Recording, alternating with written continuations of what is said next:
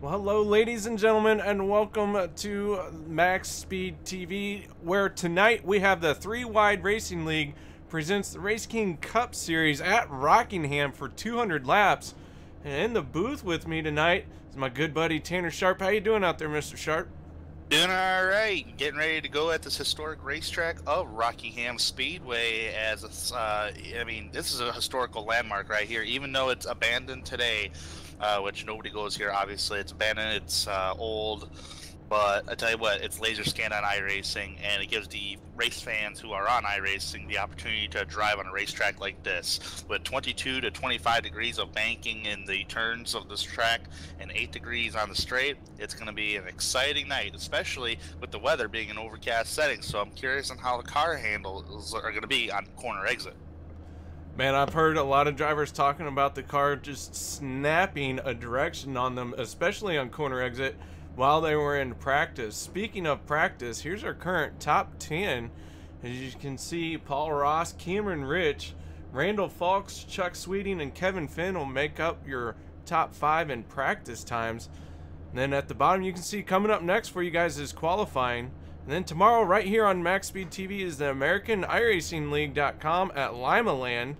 And then Wednesday night, we will be doing Racing for a Cause at Five Flags. So looking forward to those, but tonight we got some very exciting stuff here to bring you at Rockingham with the 3-Wide Racing League, as these guys are getting their final instructions from Race Control, having their quote-unquote drivers meeting. So Tanner, you've been a part of this league for a while. What goes on in these drivers meetings? Well, usually usually you're sitting there for the last couple minutes of practice. Actually, in the past, this stuff used to happen in the qualifying session. But I'm so glad that they moved into the practice session. They take the last couple of minutes of practice session, and if there's a little time in practice, they'll let the drivers go out. But what they're talking about the drivers meeting is make sure you're single file down the pit lane on pit road. Make sure you're not double file. Make sure you're not going over 3 or more pit boxes, and make sure you're staying below the yellow line, or actually on the apron of the racetrack. And usually it's until the complete exit of turn number 2, and then safely emerge on the racetrack. It's always reminding the drivers of the rules of the most important rules of the league every single week, and that's very important. It's just like when you go to a NASCAR race, or if you have one of those VIP passes, or whatever the case is, and you go to the drivers meetings. Pretty much the same case scenario. Is just that. So just kind of going over the rules. Well, the rules are being covered, and it looks like these guys are going to adhere to them quite specifically, if I might add. Some penalties were handed out in both the Truck Series and the Cup Series from last week. No need to go over those, but man, these guys probably got a tongue lashing for this week. Well, I mean, you know, the league usually, it's very clear in the 3-Wide Racing League. What is written in the rule book, it's black and white. It just means it's there, and it's very clear. You violate one of those rules, I mean, the rules are clear. You will be penalized according to the penalty system, which I think 3-Wide has one of the best penalty systems out there, in my opinion. So, you know, it is what it is, and sometimes you just gotta blow that off your shoulder and move on. And speaking of moving on, before we go any further, I want to give a shout out to our sponsors here on MaxSpeedTV. Big thank you to Walls Beard Co. joined MaxSpeedTV here this week. Also want to give a shout out to SimSpeedShop.com. If you guys are looking for a button box, check out SimSpeedShop.com. HomeNet Hosting and PC Repair. Elite 7 Racing on Facebook. That is an iRacing team that supports MaxSpeedTV, and we support them. And finally, the Ohio IndyCar League. These guys are an IndyCar league based out of Ohio. If you would like to join an IndyCar league, check out the Ohio IndyCar League. That's broadcasted right here on MaxSpeedTV. So as we like to do on MaxSpeedTV, we are going to step away for a moment and do our Star Spangled Banner as these guys get through the final moments of practice.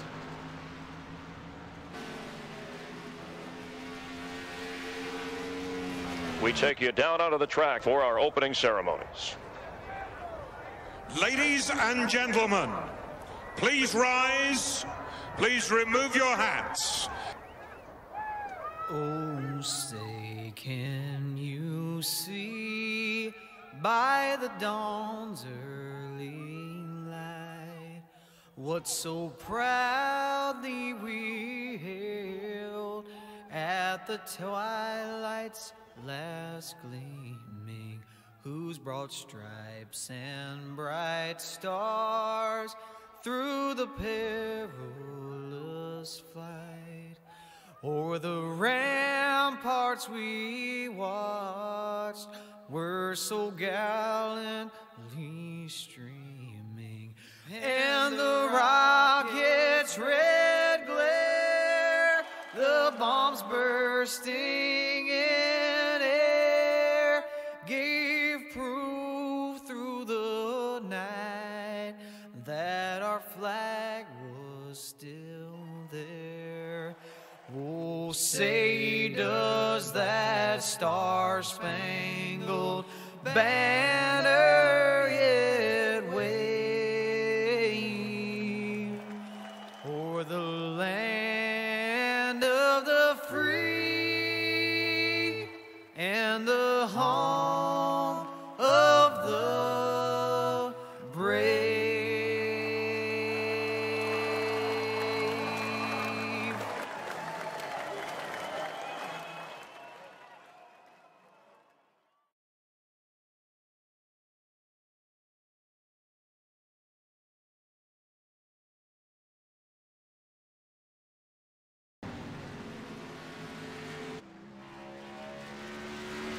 Welcome back, ladies and gentlemen, to Rockingham Speedway. So we're in the final 20 seconds of practice here. Once again, we can show you the top 10 here in our drop-down menu. Paul Ross, Cameron Rich, Sam Close, Randall Falks, Chuck Sweeting, Kevin Finn, Andrew Rucker, Dylan Hickey, Corey Lindsay, and rounding out your top 10 is Justin Krasinski. Krasinski, a rookie here in the 3-wide racing league. And the checkered flag is flying. We're moving on to qualifying. That's going to be a fun time here. Gonna be a fun time indeed. Some bad fast lap times. 22.4s has been the targeted lap time. Actually, 22.4s were the targeted lap time in practice. So I'm curious. Cameron Rich is out there on track right now. See what kind of lap time he puts down.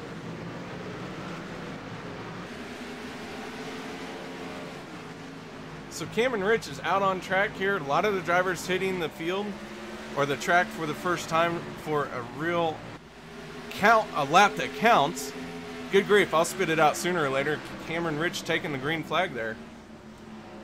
Down turn number 1, 2, he's all the way down to the bottom, practically coming off turn number 2. Good corner exit. Enters turn number 3, dives it right down to the bottom without hitting that yellow line. It's it right there, but that's, I mean, did not upset the car whatsoever. Comes across the start-finish line, 22.468, about the same qualification time as he ran in practice. Cameron Rich, number 2 on the qualification charts. Paul Ross is actually number 1 currently. Paul Ross actually ran a faster time in practice than actually ran a faster time in qualifying than what he ran in practice. Sam Close in the 5 machine sitting 3rd place right now with a 22.533. 22.533 for Sam Close, good qualification time. His teammate Paul Ross on top of the charts. Chuck Sweeting is actually another driver that's currently up there. Chuck Sweeting sitting on pit road. He's currently 4th place. Might turn another lap. Not sure what he's got a plan there or not. Looking at some lap times, a couple drivers actually gained a 10th in qualifying than what they did in practice. Luis Salmaso actually gained 2 tenths in qualifying.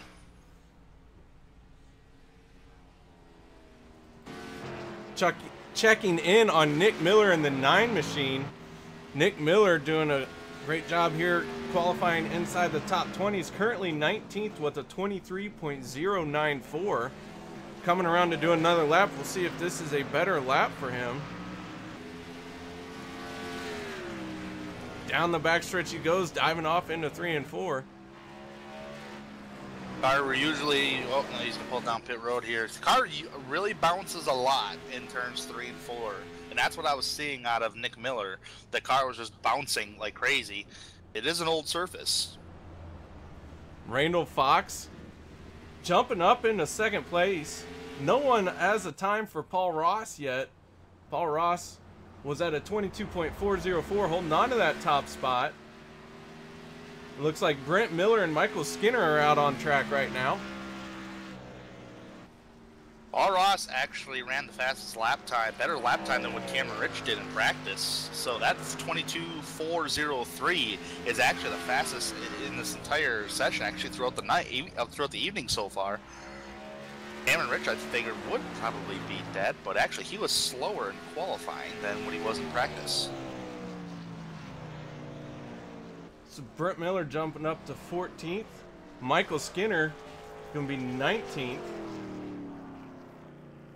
And that looks like about everyone shutting it down. I think Justin Cole, it's in the session, is the race administrator, race control tonight. The only 2 drivers I have not seen, actually 3 drivers I have not seen take a qualification time is Levi Zielinski, Steve Ketman, and Mike Stevens. Actually, Levi's out there on track right now. Levi out on track, getting really loose going into turn 1 there. Yeah, he was way up by the wall at the start-finish line. Now, I don't know if this is going to count his lap time because he did hit the wall again after the start-finish line. Looks like he's blinking. He's blinking on my end, so he might have some connection issues. So Levi Rowdy Zielinski does not log a lap that time. Nope. So, yeah, this will be his lap 2 right here. So he needs to master this lap right here to get a good qualification time. Lap 1 did not count because if you get any kind of incident with contact with the outside wall or hitting any kind of grass, iRacing will not count your lap time, even spinning out. And to the line, he will get 18th. So Levi Rowdy Zielinski, who had a great showing in the trucks last night, going to start 18th here as qualifying is done. And we will reset the field. And while we wait for these guys to start taking to the grid, let's go ahead and start with our starting grid brought to you by Walls Beard Co. On pole is Paul Ross.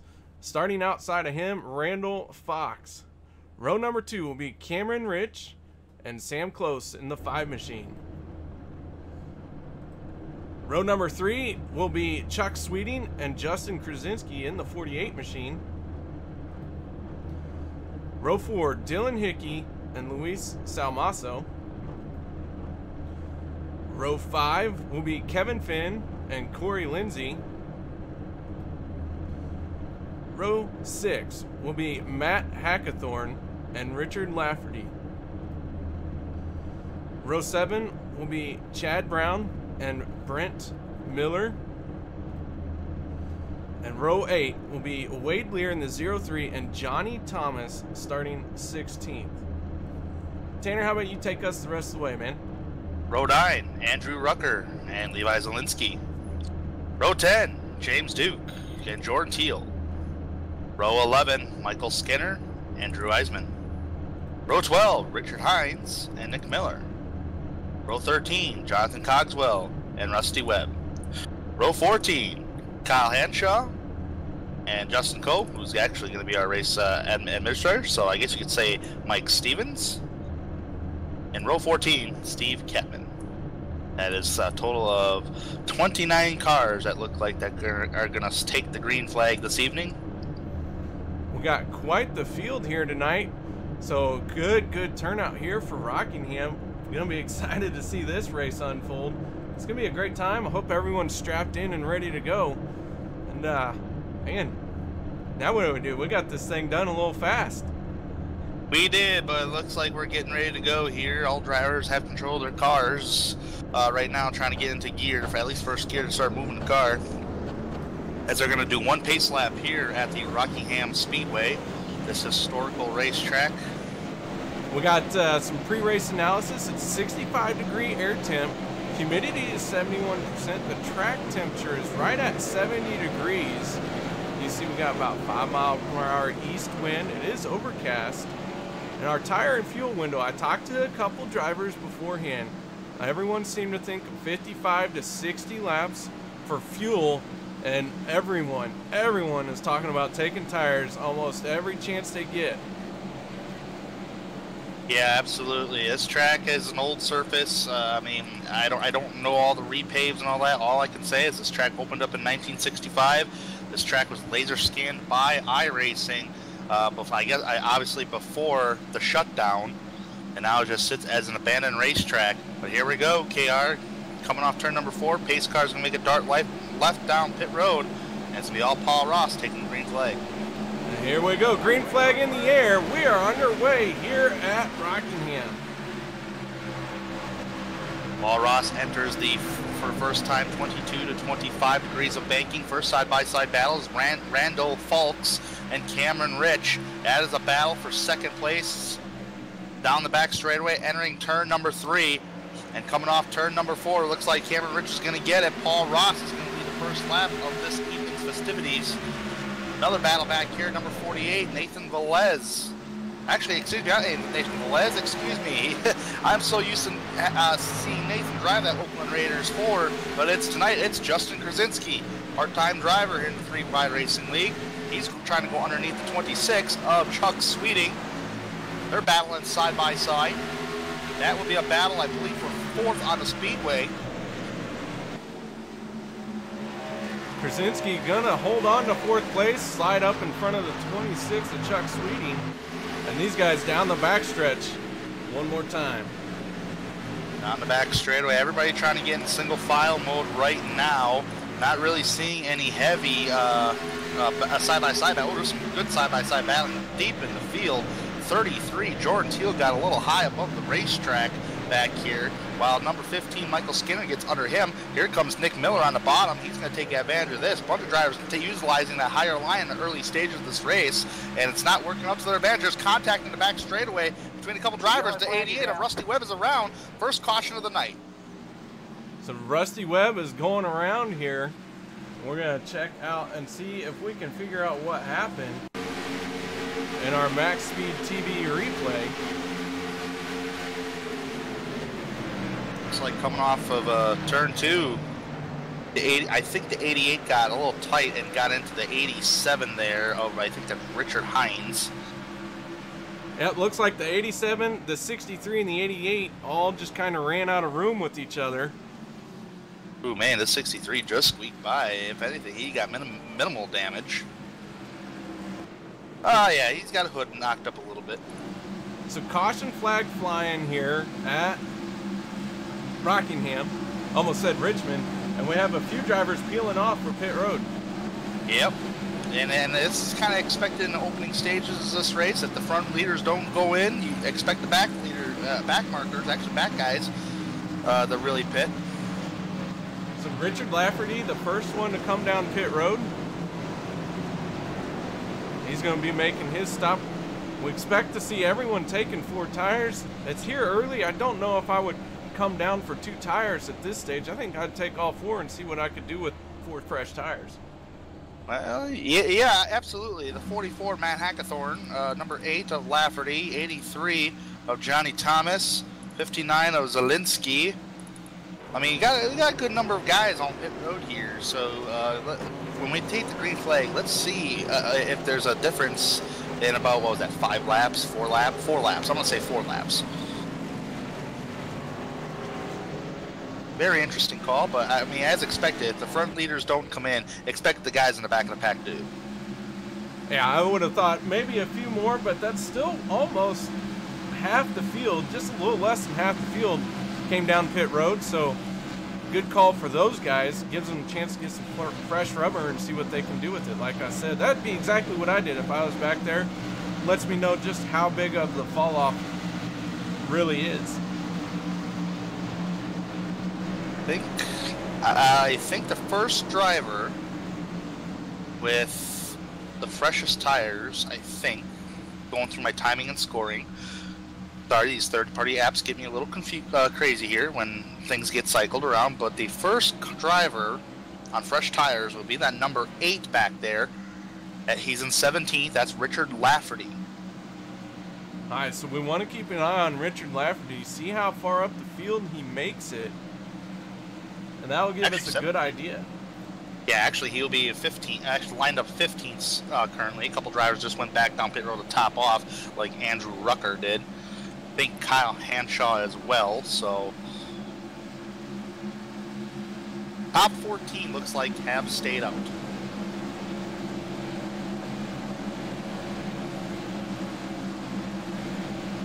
So, we're still under caution here. It looks like the field's starting to form up behind the pace car. That means usually it gives a signal that it's all one to go. That means pace car lights are turned off. Some lights are turned off. We're going to come around our first caution of the night, getting ready to be wrapped up. We're going to go green flag racing here again, and it will drop on lap number 9 of 200.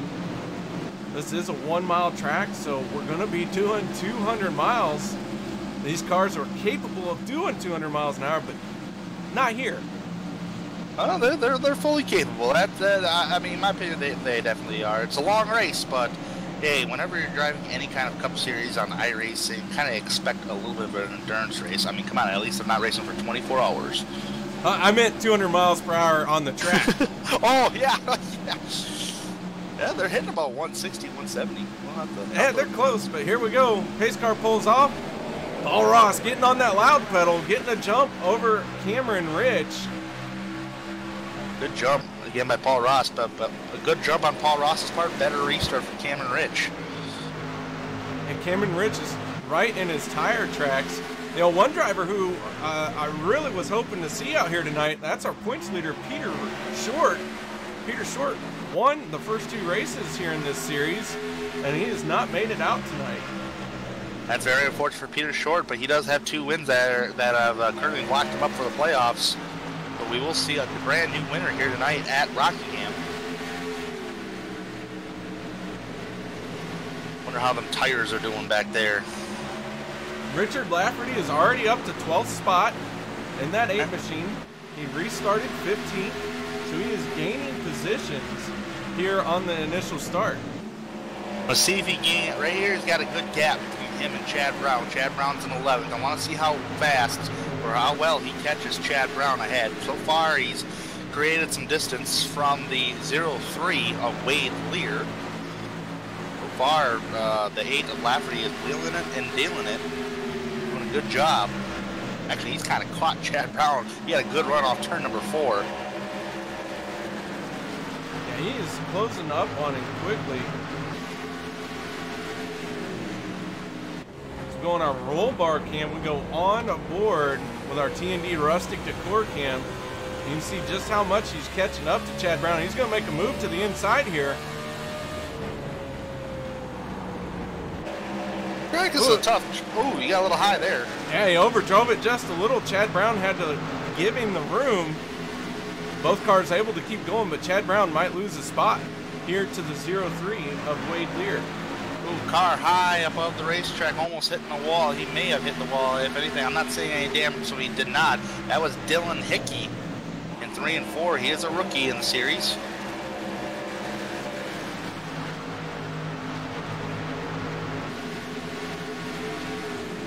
Lafferty, did he pass Lindsay already?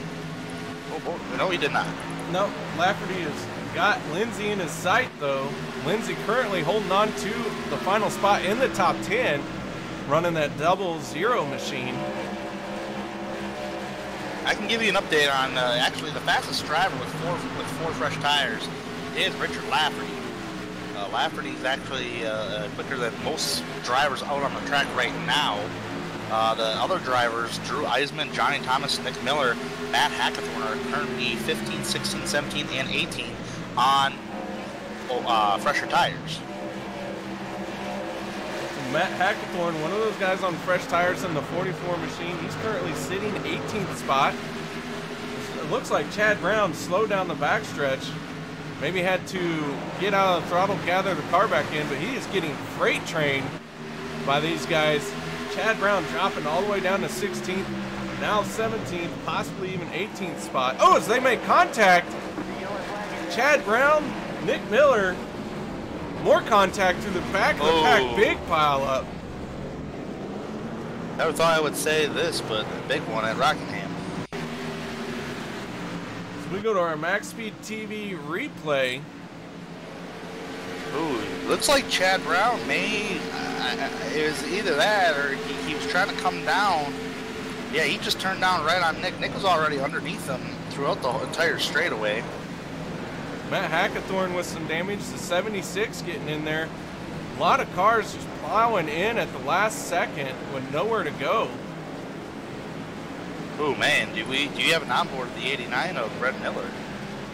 We went to a big time blimp view so we could see all of it happen. But here we go. Leaders coming down pit road.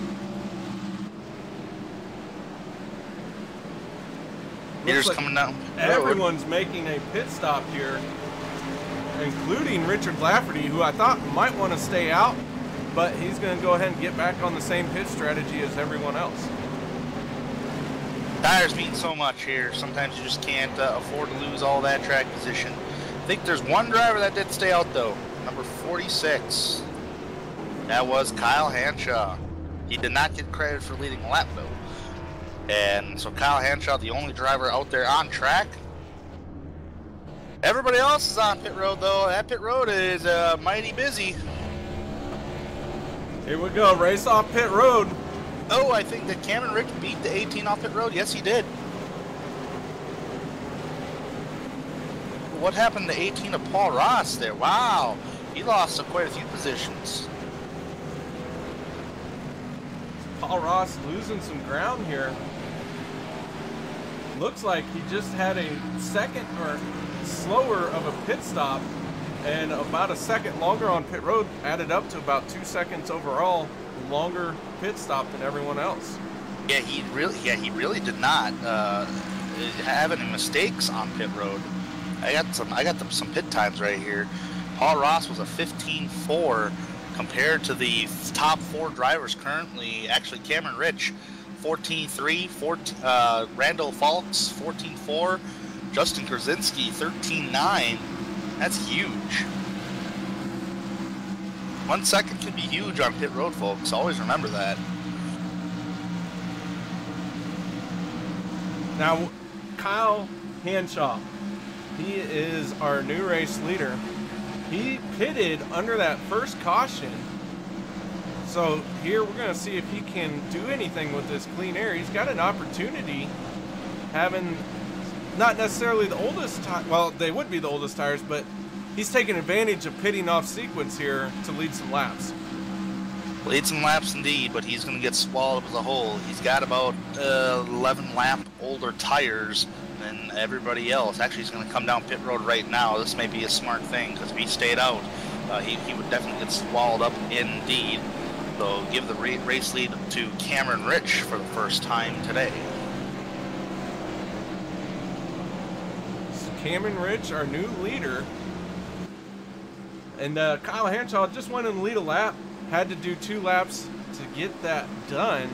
Currently don't have anyone a lap down on track, or without damage, I should say. Chad Brown, James Duke, those guys repaired whatever they could and gotten back out, but Chad Brown 1 lap down, James Duke 2 laps down.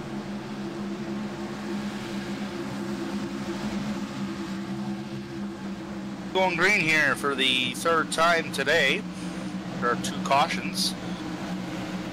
We've had 2 cautions for 6 laps. Yep. Pretty interesting. Cameron Rich is up towards the front. I think Paul Ross is kind of getting on the radio and yelling at his pit crew for that slow pit stop. Nonetheless, it's going to be all Cameron Rich. He's going to be the control of the restart here. Paul Ross is going to be nicknamed Kevin Harvick if he's not careful. And there we go, Cameron Rich getting on the loud pedal.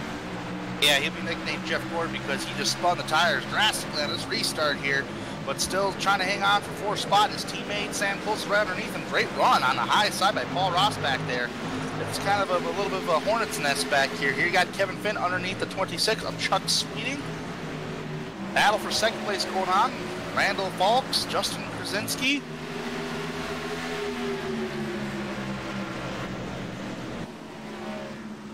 both of these guys, Randall Falks, Justin Krasinski's rookies here in the 3-ride racing league. And Justin Krasinski finished second in the trucks last night. Here he is running second in the Cup Series. Although the trucks ran at Myrtle Beach, we are here at Rockingham. He's looking to pick up right where he left off from last night. Are doing a good job, but he's got some tough competition out there, like Cameron Rich, Paul Ross, them boys, who's been up in the top 5 here. Currently a long way to go. Currently watching the 91 of Dylan Hickey and the 83 of Johnny Thomas. Those two running that high side there, trying to make something happen, but not getting it done yet. Johnny Thomas tucking in behind the 33 of Jordan Teal. Tight racing between Wade Lear and Dylan Hickey. Then Jordan Teal right here, he's actually in the popcorn position if anything happens to Hickey and Lear.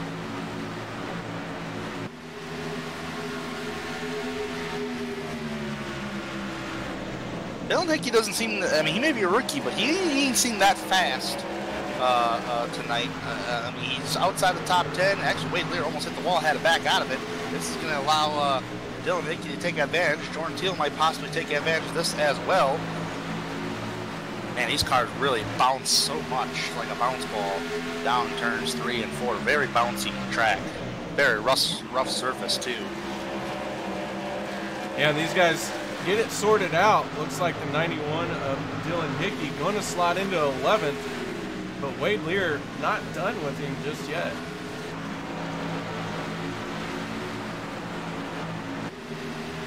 Hey, good to see Nick Miller back out there on the racetrack, currently in 15th with some right front quarter panel damage, but so far remaining tough. Just ahead of him, Johnny Thomas.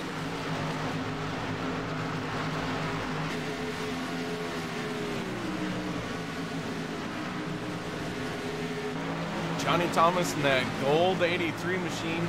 We say gold, but I'd say that's Carhartt gold. It's the Johnny Thomas Carhartt gold. There we go. He's going to take this way up high. A little bit out of groove, but that's all right. He's going to let Nick Miller go by. Regain his composure. He'll be back. He's gathered it back up. He's gotten back out behind Nick Miller, so maybe just saying, hey, it's early, you're faster than me, go ahead and take this spot. We'll just ride around. Oh, Kyle Hanshaw into the outside wall there. He's very slow. He's in the middle of the racetrack. Got cars going around him like crazy. That could have been big. Right now, that was not a good position for Corey Lindsay to catch him, but that wasn't on Corey there. Kyle Hanshaw in the 46 machine currently scored 3 laps down. Yeah, he was just a race leader not too long ago under that last caution. He did, but it looks like he's made another pit stop since then and had to get some damage repaired. And he still has some pretty significant damage on that right front right there. That's got to be handling his aerodynamics as well. Ever since this, I don't know if you've noticed this. I don't know how much stock car racing you do, KR. But it just seems like this last build, aerodynamics is so sensitive on these Gen 6 Cup cars. It's more sensitive than any other time I've ever raced on iRacing. You know, I don't spend a lot of time in the Cup cars. I like the lower level stuff. I'm more of a short track kind of guy, but I will say I just did some practice tonight in the Xfinity Camaro that I'll be running a race tomorrow at Texas Motor Speedway. So I'm going to try my hand at some asphalt once again. Man, there's drivers trying to dodge lap cars here. Kevin Fenn got sideways trying to avoid the 76 of James Duke. James Duke with no bumper whatsoever. But I tell you what, I mean, that's just a thing when you're racing. You know, you got to try to dodge lap cars. It's going to slow down your lap times. But it's been all Cameron Rich up towards the front. He's got about a second and a half lead over Justin Krasinski. Justin Krasinski has kind of about 0.3 of a second ahead of Randall Falks. Paul Ross still sitting in 4th after having that bad pit stop, unable to make any advances. So whatever changes Cameron Rich made to his car during his pit stop really woke that car up. Paul Ross, meanwhile, has just been ho-humming here in 4th place. Maybe some changes, maybe, but we are in a fixed setup, so the only thing I can come up with is clean air. When you got nobody in front of you and you're not battling, and you have that clean air, you can just focus on your line. Oh, does that give the race leader an advantage? Yeah, I always forget this is a fixed setup. You know what? Maybe I should just tattoo it on my palm of my hand. That's all right. Nonetheless, I mean, Cameron Rich is showing where. I mean, where was he in the? Where's he currently in the point standings? He's 3rd in point standings, so it's not too bad. And he's got 2 top 10s and 1 top 5 this season. Paul Ross, 1 top 10, which I believe. Where did that take place at? That was back in Daytona. Early in March. So Paul Ross has had some good races going, but not necessarily gotten the finishes he's wanted. I know he got crashed out early at Atlanta. I thought, didn't he win in Atlanta? It was Peter Short. Oh, Peter Short. Okay, I'm thinking the truck series. Oh my goodness.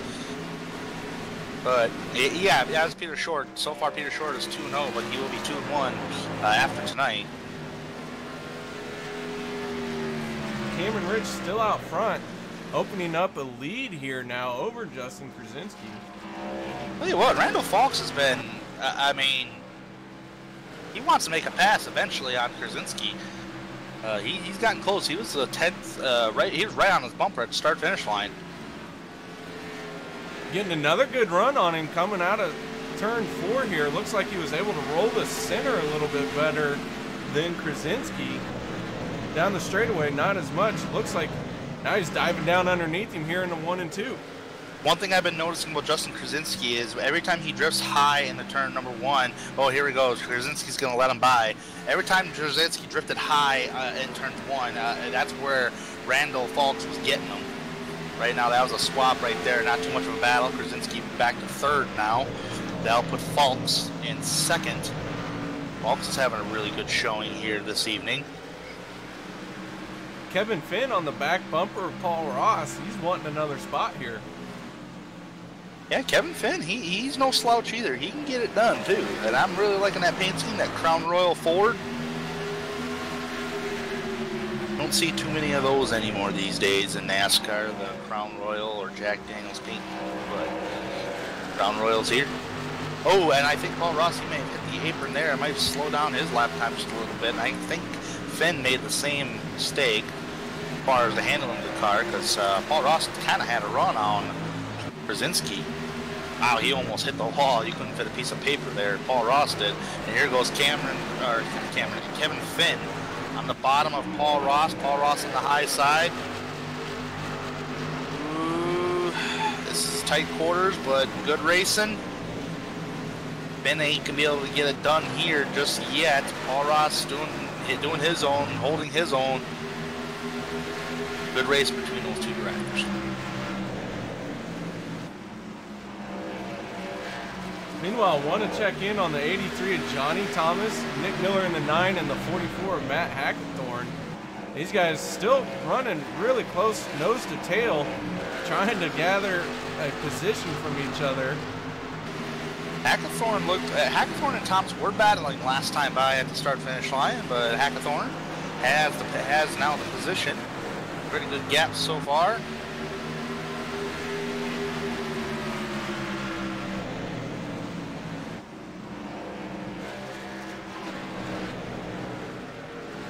Check in on the 4 machine of Luis Amaso. Luis was having a good showing in the trucks last night, but then some contact sent him on his way, and he went on home after that. But here he is running 9th place, hoping for another good showing. Luis has been pretty quiet this evening. Started 8th, currently in 9th. It is early right now, so I'm kind of granted. But having a quiet race so far, just running his own.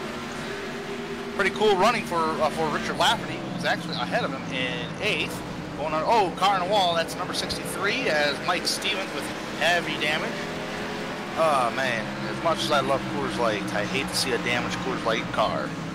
Hey, he's wadded it up like an empty Coors Light can. Yeah, opened up as that. It's opened up too. But hey, usually I would say an open beer is a good beer, but not tonight.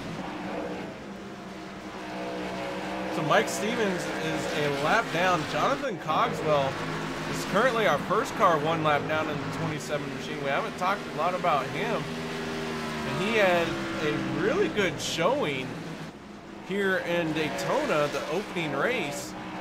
Had a little incident going through the tunnel turn, a great save.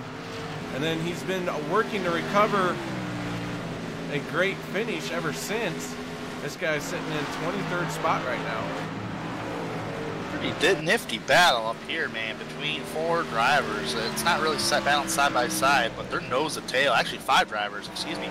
Justin Krasinski, Paul Ross, Kevin Finn, Sam Close, and Chuck Sweeting. Look at these drivers kind of really close together here. That is positions 3 through 7. Chuck Sweeting in the 26th, the final car in this little train we got going here. And Krasinski, who was running second, has lost a lot of ground, almost 4.5 seconds to Randall Fox, ever since Randall went around him. Yeah, Randall Fox has pulled away from Krasinski, but he has not yet gained on Cameron Ridge, so we'll keep an eye on those times as this race progresses. But I think Kevin Finn wants to get around Paul Ross, but man, Paul Ross, he's so good in the middle of the track. 3 and 4, he just gets nice runs. Hey, he's making that car a little bit wider than normal, running right kind of through the middle, not giving Kevin Finn one way or the other to pass. Oh yeah, and Paul Ross might have a problem here. He's kind of backing off. Don't know if he's kind of letting these guys by or he had some kind of problem, but he just gave up 3 positions from 4th to 7th. I think he said, hey, you know what? We're long into this tire run. You're faster than me. We're not even halfway yet. Go ahead. Oh yeah, he's got a 2-second gap. Right now, Paul Ross has a 2-second gap back there to Richard Lafferty, who's in 8th. So I mean, plenty of gap back there to recuperate and just drive your race. So that was just race courtesy right there by Paul Ross. Just let those guys go and let them battle it out. Maybe we'll get them later in the race. Checking back in on our leader, Cameron Rich. He is out front. He started 30s, he's led 35 laps tonight. And he is really putting some drivers a lap down. He's got 87 of Richard Hines 1 lap down. Levi Zielinski in 20th spot, about ready to lose a lap. He is the last car on the lead lap. Like I tell you, Cameron Rich, his best lap time is a 22.678. Last lap by was a 23.9. So a 2nd and 3/10 slower here, and he's done about 36 laps under green. Might be the fastest, no, he's not the fastest lap time on track, that's for sure. The fastest lap time on track since the drop of the green flag, since lap 1, it was Paul Ross with a 22.5. Actually, Paul Ross's lap times have dropped significantly since. His best lap time of the race. Right now he's running the 24.2s compared to Cameron just 24.3. The 20 machine going around down the back stretch. Oh no! That's Andrew Rucker.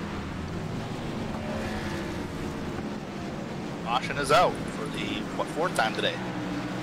Oh, he got a netcode tap because I didn't see a bumper tag right there. He just got a netcode tap. So we go to our MaxSpeedTV replay. See what happened here. It's 20 working this outside lane down the backstretch, gets a little bit of a bump, gets hooked, tags that inside wall, and does a cyclone spin, but able to keep it off the walls anywhere else and anyone else. That was the longest green flag run of the evening, 38 green flag laps run here this evening. So I do imagine everybody's gonna be coming down pit road here. But yeah, that looked like a bumper tag, but I didn't see the bumpers connect, which means it may have been a netcode kind of deal. But either way, it's saying Andrew Rucker right around. Bring out our 4th caution this evening. Pit road is open, Cameron Rich actually has a good gap on pit road. Yep. Everybody's on pit road. He had about a 3-second gap to second place of Randall Fox, so he was able to take advantage of that and hit pit road first.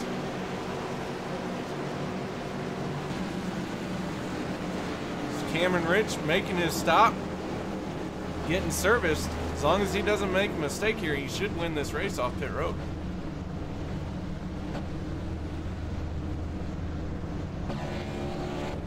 There he goes, first one pulling away, so Cameron Rich will retain that lead. Kevin Finn with a great pit stop. Justin Krasinski, Sam close. And a big loser in this one is Randall Fox in the 51. Yeah, he's back there timing and scoring. I actually have a third-party app that shows a live timing and scoring here, something new to me. But he's back there in 9th. He had a pit stop of a 19.6 thing. Compared to everybody else, rest of the web's actually coming down pit road right now. But Cameron Rich, 14.8 second pit stop.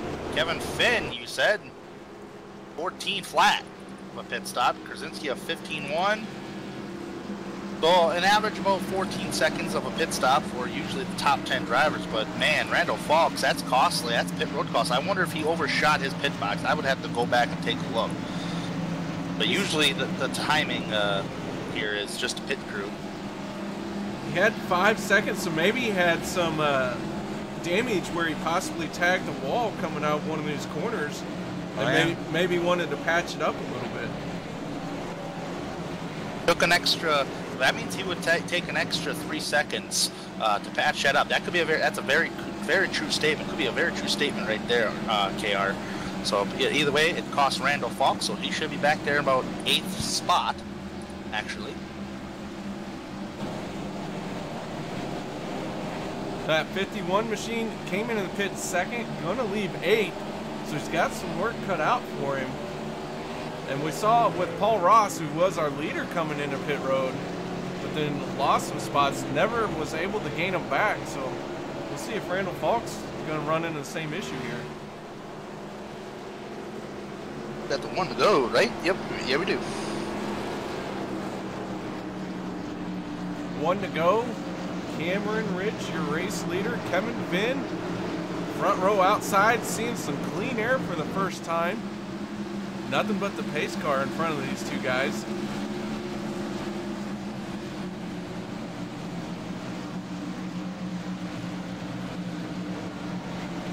Sam close.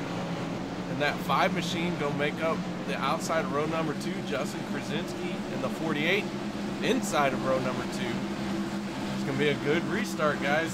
Hold on to your butts. Here we go.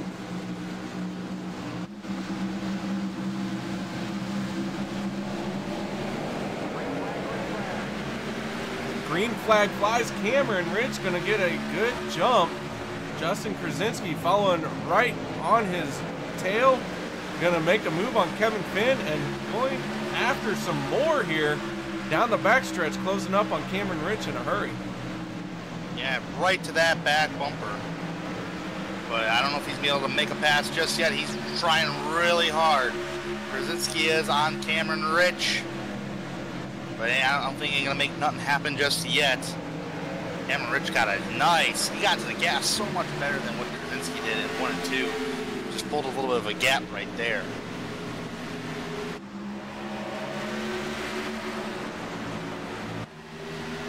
Ooh, we got a little loose too, but here comes Kevin Finn. So we got a 3-way battle for the lead here. Kevin Finn wants to make it second place first and then charge after Cameron Ridge. Justin Krasinski not letting him have second place. Not letting him have second place indeed. Justin Krasinski's still trying to hold on very tough. He's been hanging on very tough all night long. Even though he started 6th on the evening, Kevin Finn started 9th. Randall Fox trying to gain spots. He's gained 2 spots since the drop of the green flag on this past restart. Currently up to 6th, just ahead of him is Paul Ross. I think Fox is a little better than Ross at the moment. But Ross really, he's been hanging tough in that top 5, but hasn't been the same car that we've seen when he was out front. Kind of very much so what you would see in a real-life NASCAR race. Paul Ross in the 18 machine down the backstretch, fending off Randall Fulks and trying to make a move on Sam Close, but nothing there from Paul Ross just yet.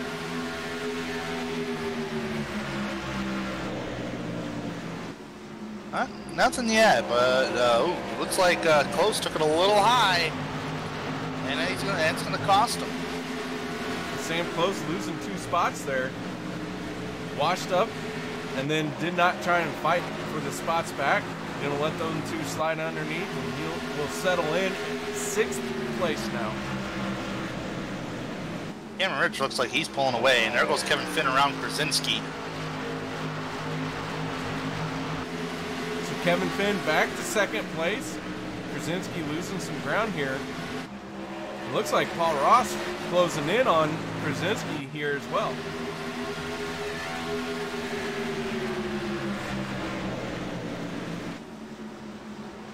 Krasinski, yeah, he's hanging on. Randall Fulks, though, keep an eye on him.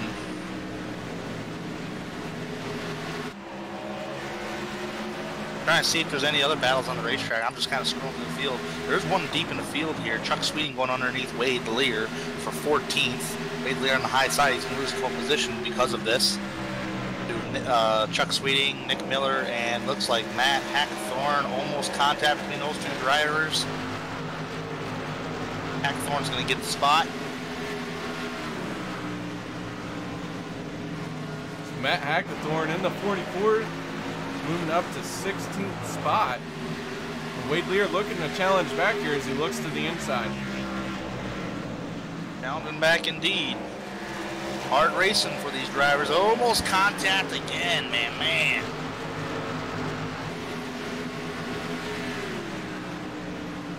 Challenging hard back here.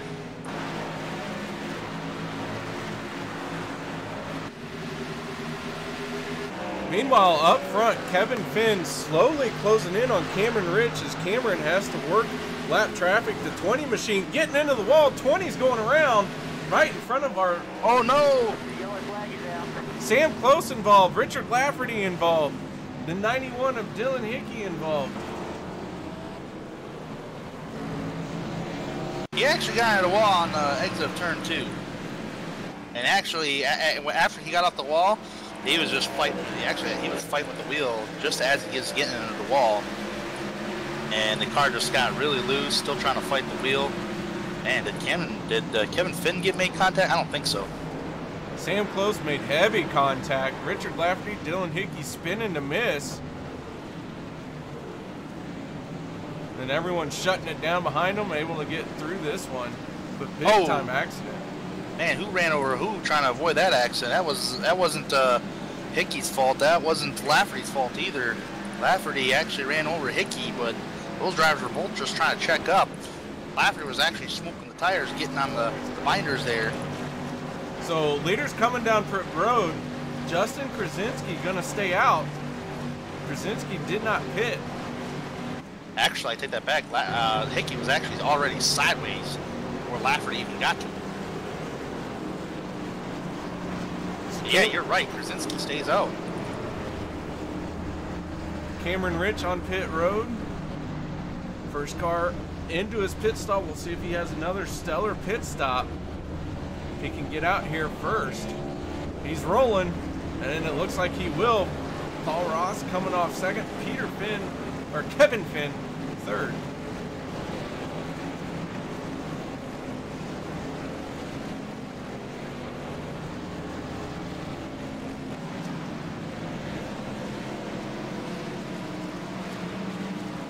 Lafferty and Krasinski stayed out.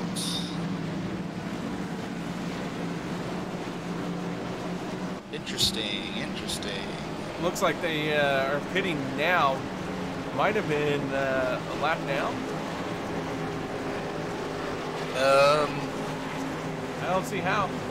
I don't know. I don't know why you would pit with the lap down cars here. Lafferty, I don't know why he would stay out. He was actually he may have actually had some damage too.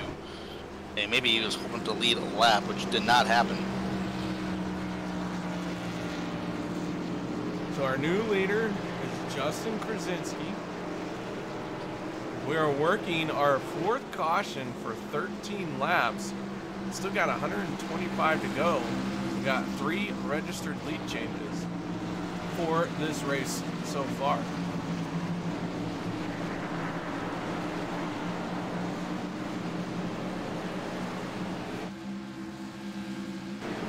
Johnny Thomas in the 83 machine sitting 8th place right now. Corey Lindsay right in front of him in that 00. He's scored 7th place. He's slowly working his way to the front. We might see him inside the top 5 here before this thing's over. Yeah, I mean, Thomas is that. I mean, always watch Thomas. Thomas, actually, you talked about earlier. Who was the Kevin Hart that you called out about? Paul Ross. Paul Ross. Well, yeah, I think the statement's more true when it comes to Johnny Thomas. I was making a jab on the pit stops there. Pit crew jab. But here we go. Lights are out on the pace car. Field stacking up 2 by 2. Justin Krasinski, Cameron Rich. Those makes up your front row. Paul Ross, Kevin Finn, row 2. I don't know. I would have went in if I was Krasinski, because if this stays green, they're going to eat him up. That's just a one man's opinion deal, just because of how significant tires are. But here we go. It's going to be all Krasinski. At least he's getting credit for leading a lap, though.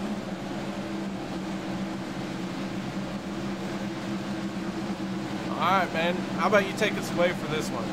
All right, will do. Pace cars in down pit road. Justin Krasinski, your race leader on older tires by about 15 laps. Green flag, we're back racing. And already Cameron Rich actually maybe gotten a better restart than what Krasinski does. Krasinski doing his best. They'll try to hold him off. Coming off of turn number 2. Here comes Cameron Rich. Huge momentum run down the back straightaway and challenging for the top spot. I don't think, try to pinch him down just a little bit. Cameron Rich trying to fight back with the fresher tires. Krasinski to the line, will beat Rich to the line this time by, but I think the fresher tires will get the best of him. And they will, because here comes Cameron Rich on the bottom. Paul Ross challenging for 2nd spot. Looks like, I mean, you got no choice but to go backwards here, or actually stand at higher line, try to do your best to hold on.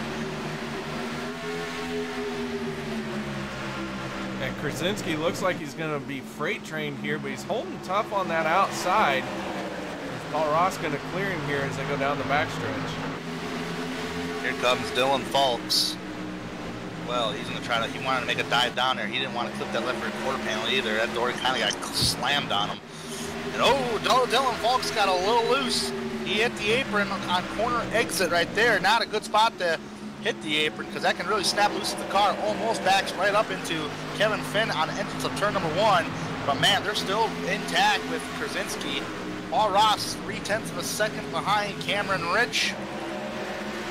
Krasinski's actually going to lose more spots. This is actually the biggest battle on the speedway. Everybody else practically single file, except back there probably for about 13 spots between Wade Lear and Nick Miller. But Krasinski trying to fight for 3rd. Man, it is just so tough. If he can get a caution around this time that does not involve him, I mean, that might play into his favor a little bit, depending upon if the leaders go in. So Randall Fox trying to move underneath him here. Krasinski washing up pretty high here, a little higher than he wanted to. Now Kevin Finn trying to tuck in behind the 48. Randall Fox has cleared Krasinski. Now Fox has got some work to do to catch up to our top 3. Or 2, I should say, top 2. 0.4 of a second last time by at the start-finish line for Paul Ross. Krasinski right now getting swallowed up by Kevin Finn. Took Falks about a good chunk of laps to get around Krasinski. Right here, Finn's already side by side, trying to make it look easy to get around Krasinski. Looks like he will on entrance of 1 here. Let's see. Yeah, he will. So the 48 led some laps, but now he's dropped back into 5th spot. And it looks like the 4 Luis Salmaso is going to be his next battle as he falls into the clutches of that 4 machine. But leading 5 laps is Justin Krasinski, so you know what? It's still kind of early. We're not even halfway. You know, 15 laps, what did we learn? Not good enough. Not good enough indeed, but right now he's still hanging on pretty tough, and I think the colder weather does help a lot. If it help on tires. Now, if the sun was out, he would be dropping like a rock, but I think the weather really helps out a little bit too, even though you don't have the freshest rubber on the track or freshest grip, but still the weather's helping out for Justin Krasinski as he still currently remains in 5th. Looks like Luis Salmaso looking to the inside. Not going to make it stick.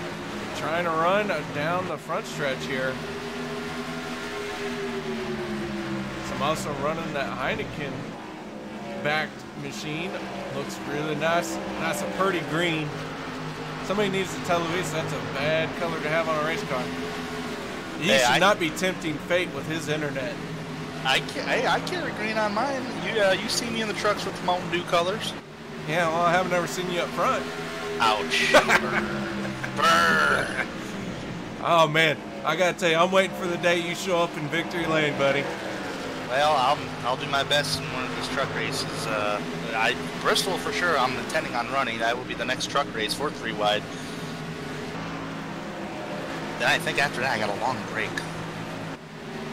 Take some time off, stretch the legs a little bit. Actually, the last time I drove truck was actually earlier this week. The NASCAR iRacing, the all series were at Texas, and I won a truck race earlier this week. That was actually on 7-lap full tires too, but I got lucky there. Oh man, almost contact between Salmaso and Krasinski there. I think he's just kind of warning Krasinski, saying, "Hey man, I'm here. I'm just letting you know that." Oh, getting ready to use the old chrome horn. It's a thought. A lot of these guys are all running single file right now. Wade Lear in the 03, the 88 of Rusty Webb. Rusty's lost his rear bumper from that earlier incident he had. He's looking at trying to get into this top 15. He's got to find a way around Wade Lear first.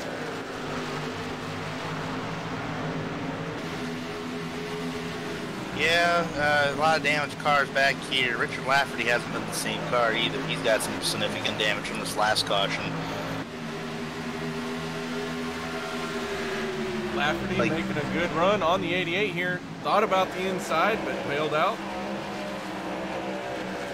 But I have to check my notes. I get notes just prior, before a couple days, maybe like on Thursday before the weekend starts of racing.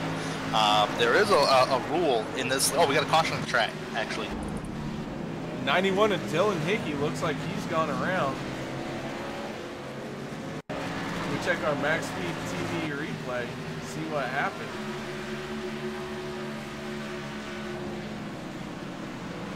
Back straight away. Dylan Hickey coming out of turn 2, just breaks loose. A lot of drivers talked about that happening. The car would just snap loose coming out of these turns with no warning. Yeah, and damage doesn't really help either. Damage actually makes that car worse as far as handling is concerned.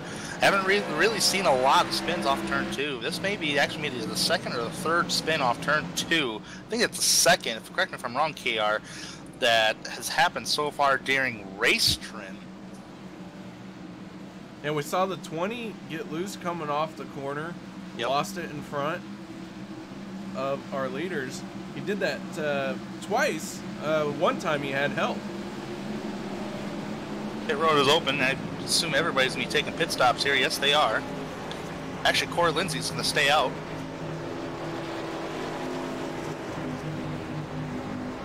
Lindsey did not leave a lap this time by, though. So Lindsey taking a gamble, trying to lead a lap, but just not able to this time. If he's going to do another lap, we'll know that was his plan, and then watch him come down pit road at the last second. Yeah, Brenton Miller was received the lucky dog, so he's going around to collect himself around the field, and he'll be able to pit. Start Taylor and Charlie. Cameron Rich, first car off pit road right off the bat. And I believe Paul Ross gets second place. I'm pretty sure Cameron Rich took 2 tires there. Did he really? Oh yeah, you're right. Because yeah, according to his pit stop time that I'm receiving from iRacing, 9.6 second pit stop. Well, I know we'll at least see 1 more pit stop, possibly 2 to get to the end. Our expected fuel run is 55 to 60 laps, and we are right at that 55 lap window. So if we go green the rest of the way from here on out, we might see another pit stop. 2 tires here though. The way this race has been going, we're probably going to see another caution here. And, you know, Cameron Rich will have an opportunity to see just how well 2 tires will work, maybe setting up for a late race pit stop. Crazy thing is that there's a halfway bonus point. So if you lead the halfway lap, you get an extra bonus point.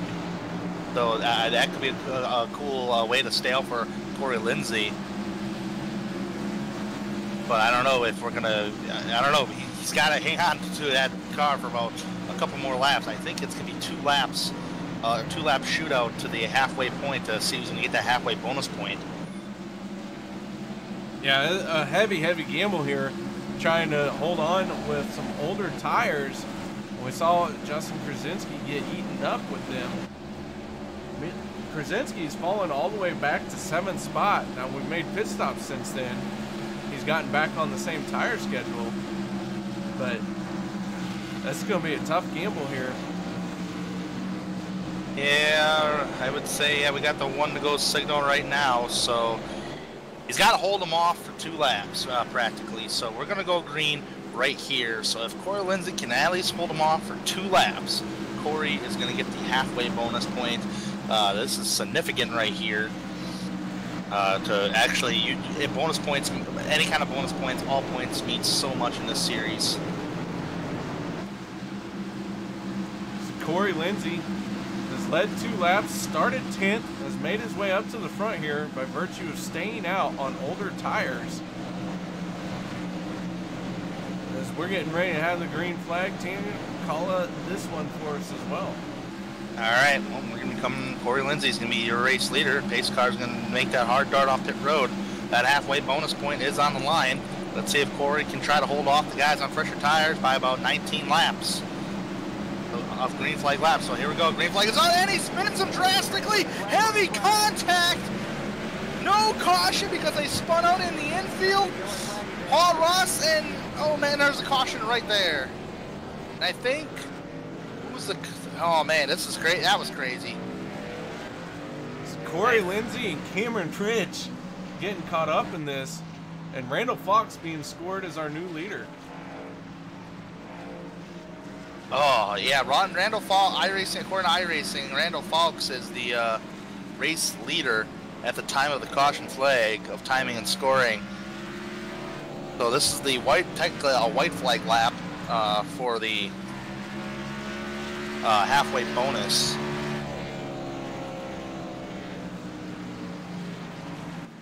Wow.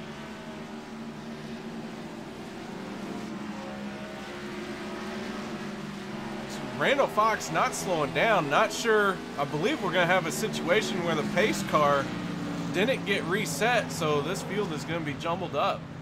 Yeah, I don't know about that. I mean, he's still not slowing down really. Actually, he's slowing down very minimal right now. Paul Ross, they're all trying to pass the pace car, so technically, I think they were waved around the pace car, so now they're trying to catch up to the pace car here. So Fox will get the halfway bonus. Cameron Rich coming down pit road, going to try and get some of that damage fixed.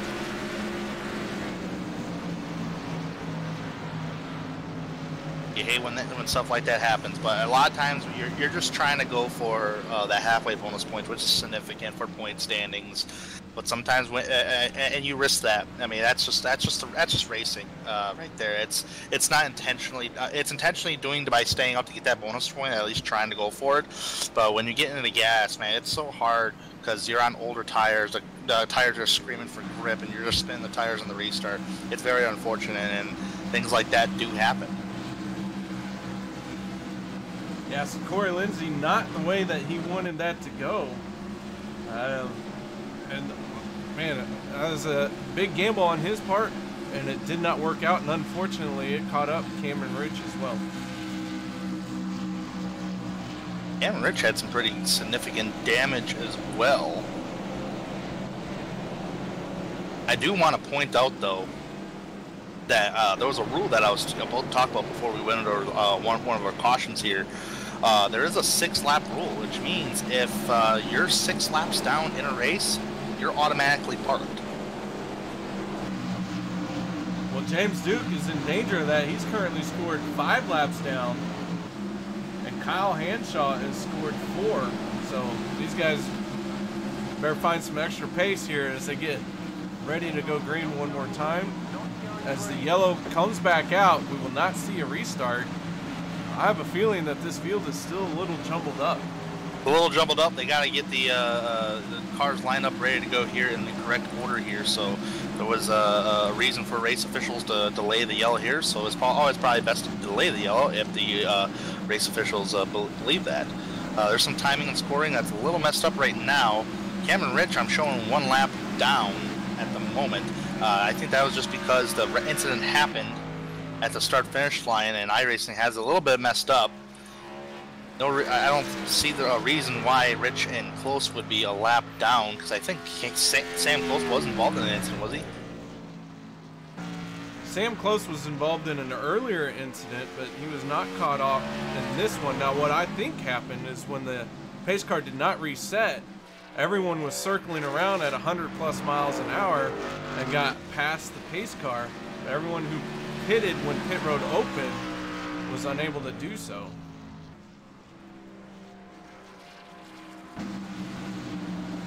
A little bit of a fix here. So it's me all Randall Falks leading for the first time today, practically. Paul Ross is in second. I think Paul, did he get any? I wonder if he got any damage out of that. Very minimal damage. Doesn't seem like it's going to hurt the car too bad. So we'll see here. Randall Falks is going to see the pace car hit the pit road, and it'll be all him on this restart. We got some new players up here in the top 5. That's for sure. At least one of them I am seeing. Green flag is back out. Randall Falks gets a nice, great jump on the field. He is off and away. Paul Ross gets a decent restart as well. And how about Johnny Thomas, the new player in the top 5 that I was just about to talk about here. So far, currently up there fighting for the top 5 spot. Here comes Kevin Finn underneath him. And Krasinski as well. So Krasinski in that 48 now to the inside of 83 of Johnny Thomas. He's going to drop Thomas back into 6th spot.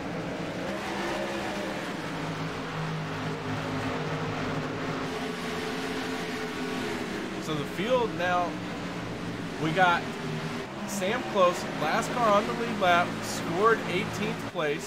The first car 1 lap down is Richard Hines in the 87.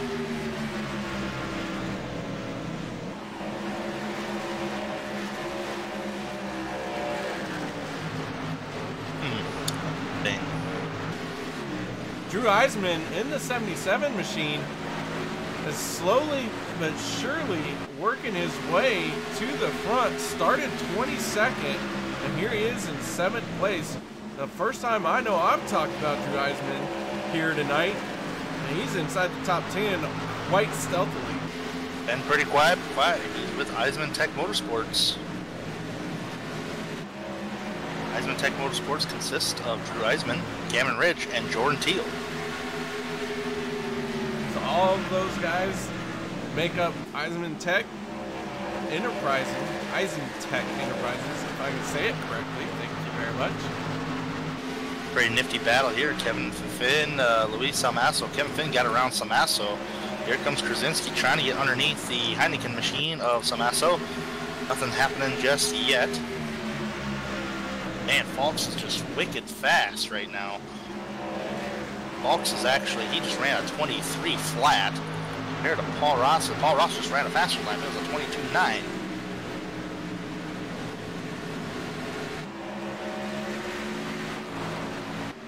Paul Ross trying to chase down the 51 of Randall Fox. Just not able to get to him just yet. Maybe in a few more laps. I'd like to give a shout out here, KR, to Nick Miller. I know he's seen some incidents here today, but he's fought himself back up into the top 10 after starting 24th on the day. So I must say, despite some incidents on track with some damage, it is nice to be in the top 10. So good job, Nick Miller, for starting 24th all the way up to 9th. Made some good moves. He did get caught out here in an incident, but was able to keep it going. It looks like they got that car patched up pretty nice. He's still out there running, like I said, inside the top 10. Everybody runs single file, not seeing any major battles going on the speedway here, KR. Everybody's running their own race. If there is a battle, it's back here with, actually, it's not really a battle for position. Corey Lindsay just got around Levi Zielinski. It's not a battle for position on track because Levi Zielinski is one lap down. Zielinski in that 59, not having the running that he was hoping for here. Yeah, he's got to race Richard Hines for the lucky number, which is just ahead of him.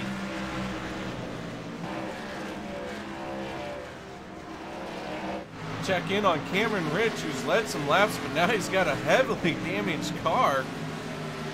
He has currently scored 16th place.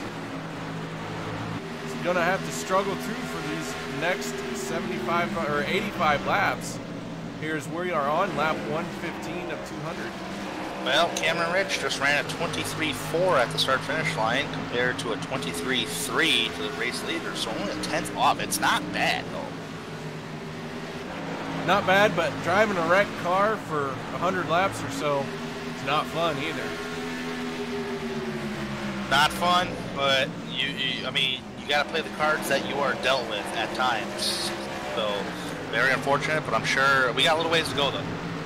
As Wade Lear gets into the wall, Rusty Webb's going sideways. And Webb is going to spin on down to the inside wall underneath the yellow line, so no caution. Rusty Webb was on the lead lap, but now he's going to lose a lap here before he can get this thing sorted out. Webb has seen all kinds of trouble today. This Rockingham race today has not been kind to Rusty Webb, and it's very unfortunate for Webb. He'll have to get it done in next week. One touch base real quick as we watch the leader go around the 76 machine of James Duke. That will score him 6 laps down. Tell you what, right behind them, look at that cat, Paul Ross. And we got a caution on the speedway. Matt Hackathorn slow down the straightaway. Not sure if this is about him or not. We'll check it out. Hackathorn was running 8th, so it might have been him. Actually, it was. In the 44 machine. Oh, hey, he got snappy loose off turn number 2. Hit the inside wall really hard. Comes right back on the racetrack. I'll put up on the Max Speed replay. And there he goes, tagging that inside wall. Both front and rear end smashing that inside wall. Sam Close says he just checked in on YouTube. Says he's going to have to watch this race from the trailer. I look down and he is. Sam Close is pulled behind the wall. He snuck that one in. Don't know where he went. Yeah, that means he pulled into the garage. Too much damage. I think he got involved in one of the incidents earlier. He did, but he was on the lead lap. Got a wave around the same time that Cameron Rich did. Yeah, that the car just wasn't performing right. All right. Everybody I'm seeing is down pit road.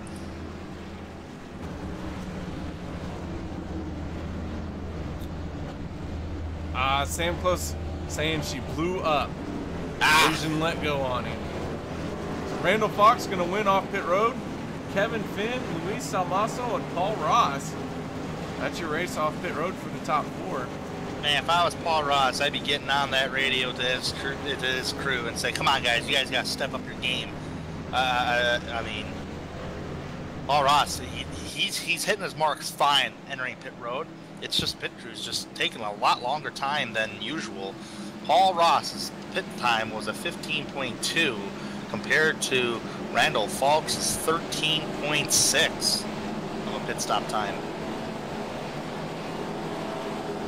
So these guys laying down some great pit stops here from Randall Falks. Meanwhile, Paul Ross, I don't know. We'll have to see. He's gonna have to work something out. Maybe he needs to quit paying him in Oreos. Maybe. I mean, every time Paul Ross has lost position on the track, it's been through pit road. Otherwise, Paul hasn't really been passed by anybody, with the exception of on a long green flag run where he just decided to get up a couple of positions on track. But otherwise, under a racing condition standpoint, where the racing's hard with each other, nobody's been really able to pass Paul. Paul's been running the top 5 all race long, but every time he seems like he loses positions, has been on pit road. So we're currently under our 7th caution for the night. We've had 26 laps of cautions. Got just about 80 laps to go with 6 lead changes so far this race.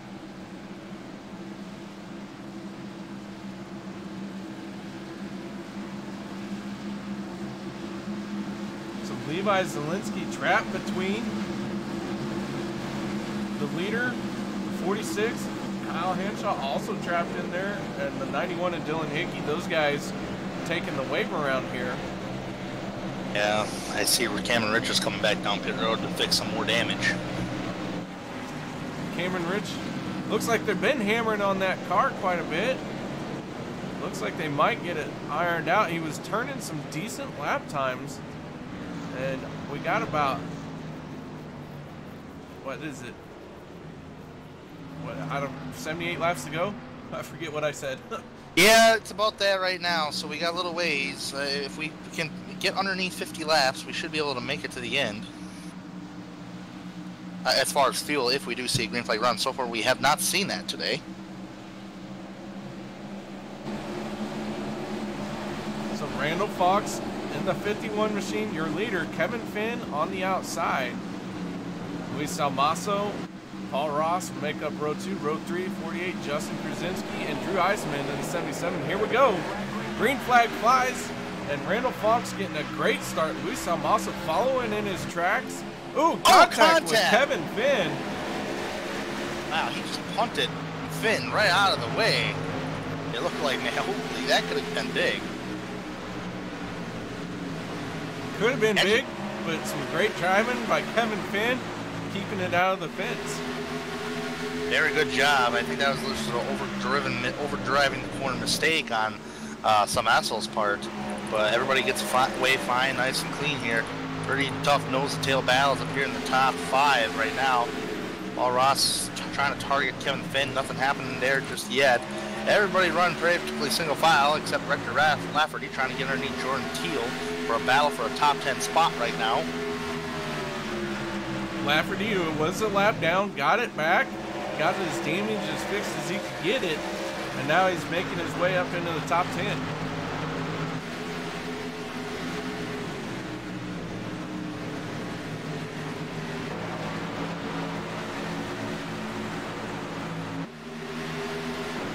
Check in on Cameron Rich here in the 17 machine. Looks like he's going to dive underneath the 64, Chad Brown. Oh, trouble! Chad Brown going around. Caution is out again. Chad Brown loses it here. We'll go to our MaxSpeedTV replay. Find out exactly what happened to it. I think he just scraped the wall coming down the front stretch here, and it just ping-ponged the car sideways.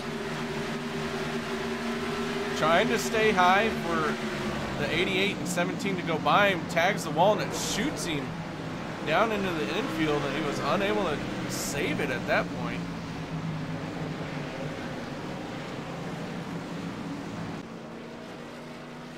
So Chad Brown with some more damage. Not the night that he wanted to have either. Got timing and scoring up right now. I'm going to see if anybody's going to be coming down pit road here. Along with my little track map guide. We got some takers. Paul Ross in the 18 machine, he's missing his front end. Where did that go? Alright, now we definitely missed something. So Paul Ross with some heavy damage. Oh, I found it too. He was to come down the back straightaway, and he actually just pile drive the 14 on the back straightaway really hard. Oh, and there was a spin. Eisman was spinning. Looks like they were trying to catch up, and a little bit of a misguidance on catching up here. So big shakeup here. Paul Ross, heavy damage, completely missing his front bumper. Kevin Finn, you said, was involved as well. Yeah, he's got some rear damage, and I did say Drew Eisman spun, but I don't think Eisman has heavy damage. He just spun out. I do believe that later in the week that might be a penalty on Paul Ross's part. Because you can't make contact with another driver under a caution flag, and League's pretty clear about that stuff. Just a mistake, but it is written in black and white. Yeah, penalties like that are written in black and white, no judgment calls there. That was significant damage, enough so that it has removed the bumper of Paul Ross. Oh boy, don't get me started on judgment calls jokingly here, because that race yesterday in the NASCAR race at Texas, yeah, I don't know how NASCAR missed Kevin Harvick's uncontrolled tire. Oh my gosh. That was totally, you can totally see that on. Yeah. The rule states within an arm's length. Well, it was an arm's length and 10 feet. Yeah, it was clear on a TV perspective, but it wasn't clear, and it was a judgment call according to all the technology that NASCAR uses. It was just a judgment call. Okay. Well, here we are once again under yellow. That makes caution number 8. So far we've done 30 laps under yellow, getting ready to do 31. Your race leader right now is Randall Fulks. Randall has led 32 laps. I think he's going to be the guy to beat today. Yeah, he's going to be the guy to beat. Might see something from Cameron Rich if he can figure out how to make that thing go faster with all the aerodynamic damage he's got. Well, you got to know, he has yet to crack the top 10 since being kicked out of the top 10 on that one restart, on that one incident with Corey Lindsey. So he's currently sitting in 12th, trying to hold on strong, but we'll figure it out here. Got some new players on that top 10 though, KR. We do. Mike Skinner sitting in 6th. Nick Miller, Wade Lear, 7th and 8th. Levi Zielinski's made it up there as well.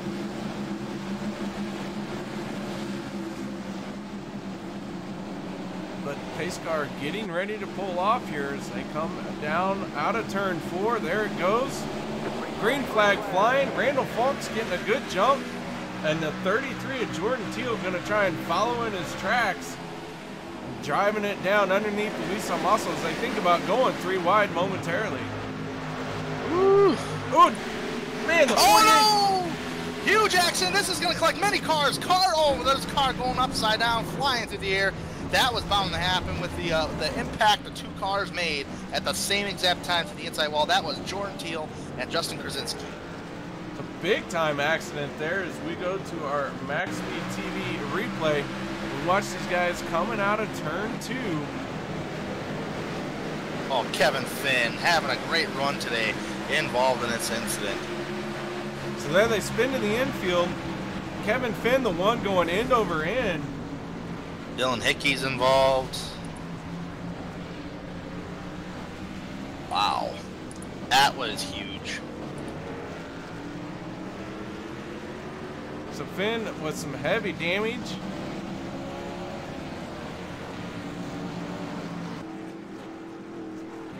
That engine is smoking of Kevin Finn, so not going to be a good situation for him. A lot of damaged race cars right there. Kevin Finn, man, was having a stout of a day. Kevin Finn's problem started when he got rear-ended by Paul Ross, and that put him back at the back here for prime pickings for when trouble happens. And there he was with nowhere to go. Yeah, Kevin Finn had a top 5 back in Atlanta, and he gained 21 spots in points because of it. Currently sitting 8th in points, tied with Race Clark. So this, I assume, will set him back a couple spots. That thing is blowing smoke still. He has not made a pit stop. I'm pretty sure that when he does, though, he will be in there for some extensive repairs.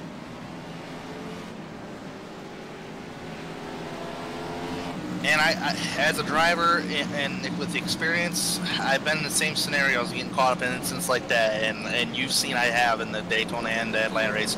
You know, you feel like you have a good car, you feel like you're just going to run your race and all that, and all of a sudden, you know, you feel like you're doing fine, and all of a sudden you get caught up in someone else's incident, and it's very frustrating as a driver. Sometimes, but 9 out of 10 times, you have to just kind of, you know, let it go. And try your best for the next race, which you know, I do that all the time. I get so frustrated.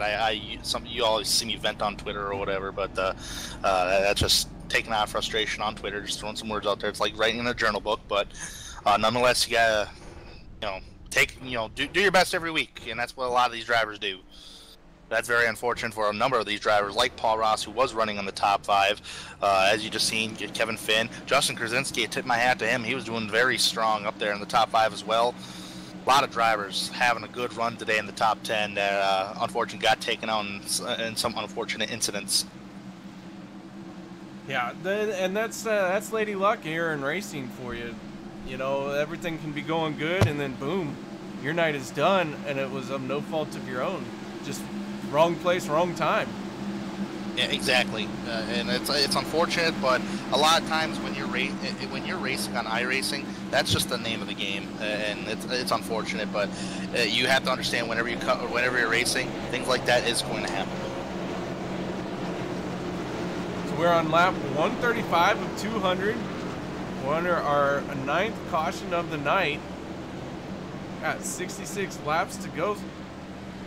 Anything could still happen. We still are not in our fuel window. If this were to go green the rest of the way, some guys might be able to make it with another caution. Johnny Thomas, Mike Skinner, those guys have made pit stops. But Randall Falks, Luis Salmaso, they have not stopped. So if this goes caution free the rest of the way, could be a big shakeup here.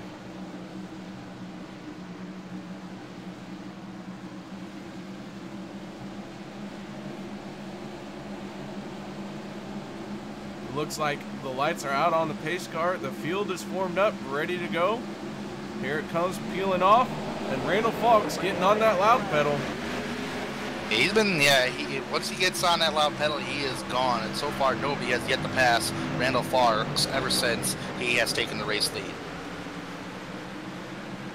Luis Salmaso moving into 2nd place here. Johnny Thomas sitting in 3rd, and Drew Eisman inside the top 5. Good battle back there. Got Skinner trying to get underneath, or is that Eisman that passed Skinner? Yeah, that was Eisman that was passing Skinner there. Now the 15 machine of Michael Skinner underneath once again. Ooh, touches the yellow line, washes up a little bit, but able to keep it off.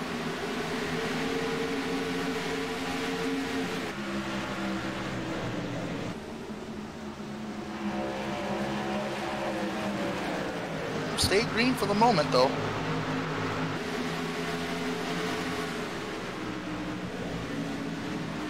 Some heavy racing behind there. It looks like the 03 of Wade Lear getting stuck on the outside. Cameron Rich in that 17 machine sitting in 9th place. Good to see. Even though he's got that damage. Yeah, good to see Cameron back up there in the top 10, but even though he's got damage, still trying to hang on strong.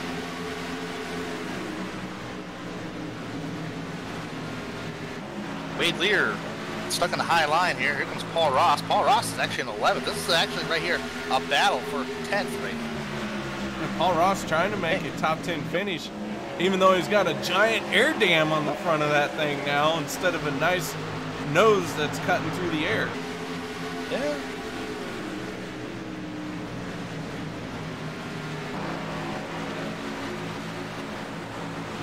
Oh, Nick Miller got caught up on a higher line there. He just got passed by Cameron Rich.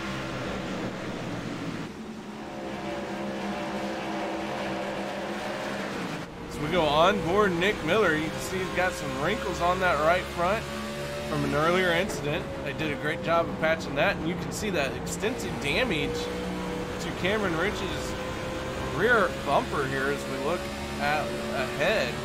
Paul Ross trying to get around Chuck Sweden, though.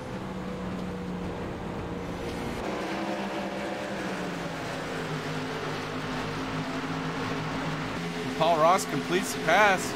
Nick Miller had to check up coming out of turn 2. And Paul Ross thought about diving down underneath him.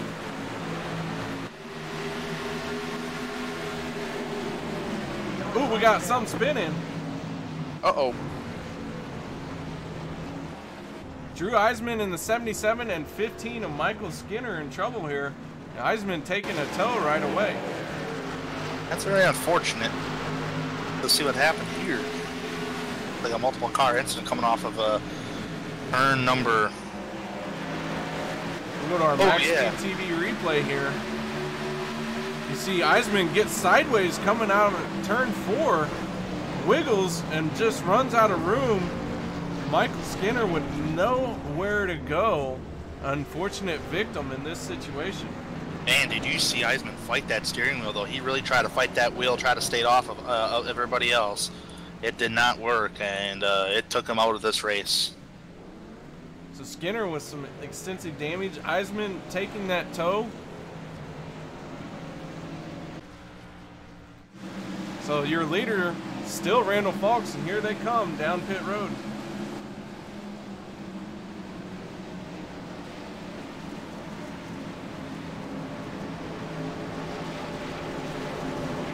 Yeah, it's about the crunch time here.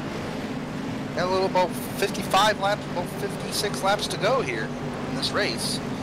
So this is actually borderline on fuel if we stay green to the end.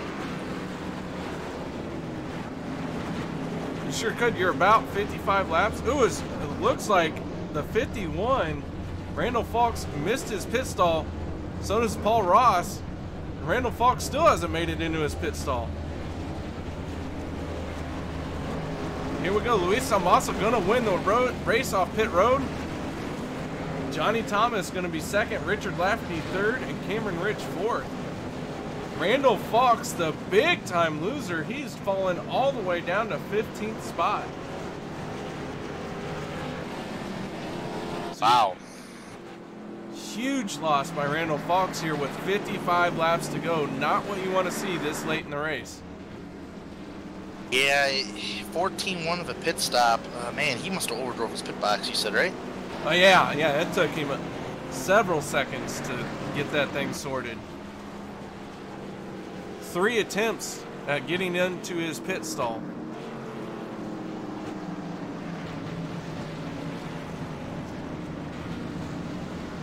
So he's gonna have some work cut out for him to get back up into the front. Very unfortunate, as he led 47 laps.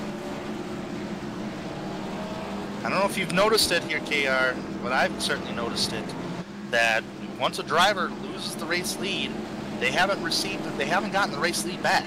Paul Ross lost the race lead, he never got it back. Cameron Rich got the race lead, and lost it, never got it back. And now Randall Falks got the race lead, never got it back. And same thing with Justin Krasinski.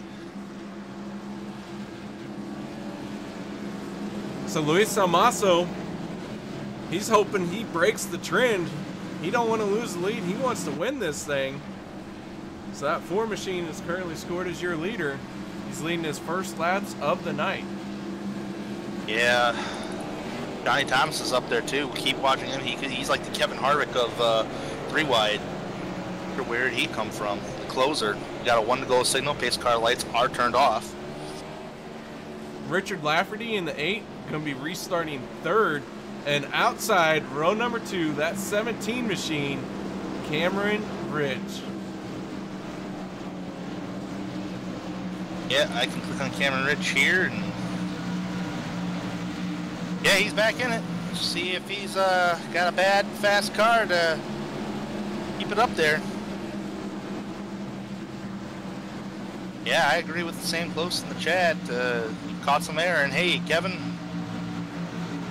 Yeah, Mayhem in the back of the pack, but you know, Corey Lindsey started on pole with those older tires. That's what caught out Cameron Ridge. But here, Cameron's recovered almost entirely. He's back up to 4th.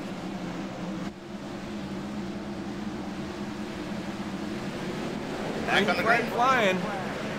Luis Samasso, nice jump, as usual what the leaders have been getting here tonight. Takes the lead for the first time. Here comes Lafferty. Where did Lafferty come from? Lafferty, I know he's fast. He was having a great race earlier, with the exception of some damage, but look at him running in the top 5. Here comes Johnny Thomas losing some positions to Cameron Rich and Chuck Sweeting. Johnny Thomas holding on though on that outside. Chuck Sweeting in the 26 diving in deep. Gonna wash up in the middle here a little bit, cause Johnny Thomas to check up. Now Thomas gonna lose a couple more spots because of it. Yeah, Thomas is in trouble here. He should get some, I don't know, he's got to get behind somebody to try to recuperate here, and lost a number of spots. He'll be back up in, what, 9th place? 8th place, excuse me. Lost a lot of ground there when he had to check up. But Cameron Rich sitting in 3rd, 2nd place. Richard Lafferty in the 8th, and your leader is Luis Samasso. Samasso in that 4 Heineken machine. That could go for about 4 Heinekens right now.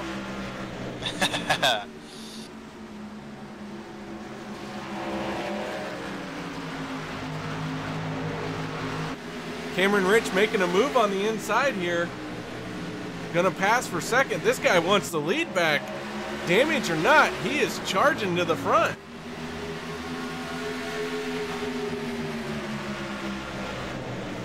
Yeah, Cameron Rich. Ooh, the 26 Chuck Sweeting. Oh man, he drove that thing into turn 1 so hard he had to throw it sideways in the middle of the corner to catch it.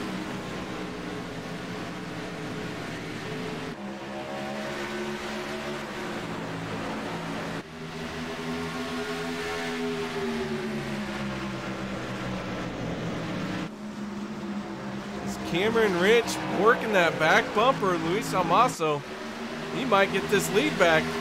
He might prove everything wrong that we just said. That reminds me of watching Dale Earnhardt. You know, there's been times I've seen Dale Earnhardt run with a damaged race car and still come out with a win. Cameron Rich will not be denied here at Rockingham, despite the incident earlier. He may have got some damage. He's driving the width off that thing. He is forcing that car to the front. He is telling that car, we're going to go to win this race.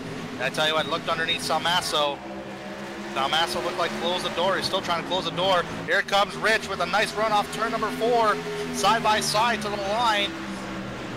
Luis Samasso got him to the line there. Rich is on the bottom. Rich gets the lead.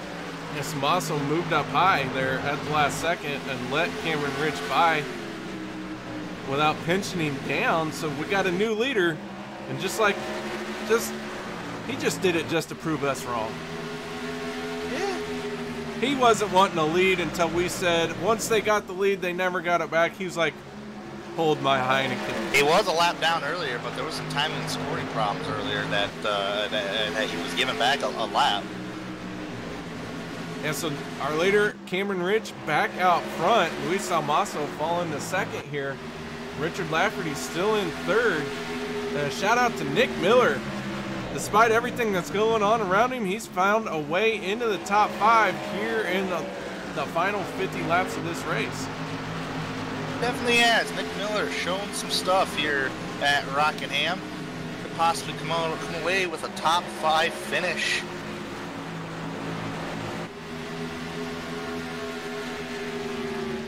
Randall Falks has made it back up to 7th spot now, having some lost ground on his pit stop.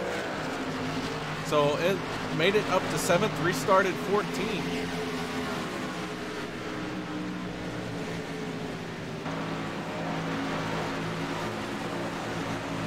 Want to check in again on the 27 of Jonathan Cogswell.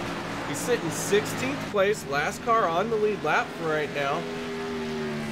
But he's avoided trouble all night. Haven't really talked about him. He's running his own race. And because he's kept his nose clean, here he is sitting in 16th spot. Ooh, and just as I say that, he tags the outside wall. Cursing KR. I did. He'll be, don't tell him I said that. Everyone needs to steer him away. Oh, we got a yellow. Comes out. Hopefully it wasn't Cogswell. No, we got the Hopefully 26 of Chuck Sweeting and Richard Lafferty have gone around. Go to our MaxSpeedTV replay here to see exactly what happened between Richard Lafferty and Chuck Sweeting. And I tell you what, that's unfortunate right there.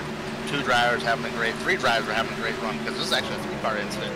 Lafferty, Sweeting, Miller. Miller got tagged in the front end a little bit there, but what we saw was Richard Lafferty get loose, tag the wall, check up, and Chuck Sweeting had nowhere to go. And Wade Lear just squeaked by. So Cameron Rich out front. Nick Miller maybe has avoided some damage as we go on to his roll bar cam, and you can see his front end is shoved up pretty good, but man, they got some time to fix that. He's coming in the pits. He's coming on to pit road third, so that's going to give him some extra time to get this fixed.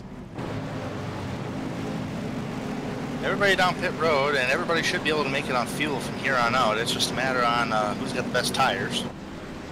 And Nick Miller actually underdrove his pit box, had it corrected.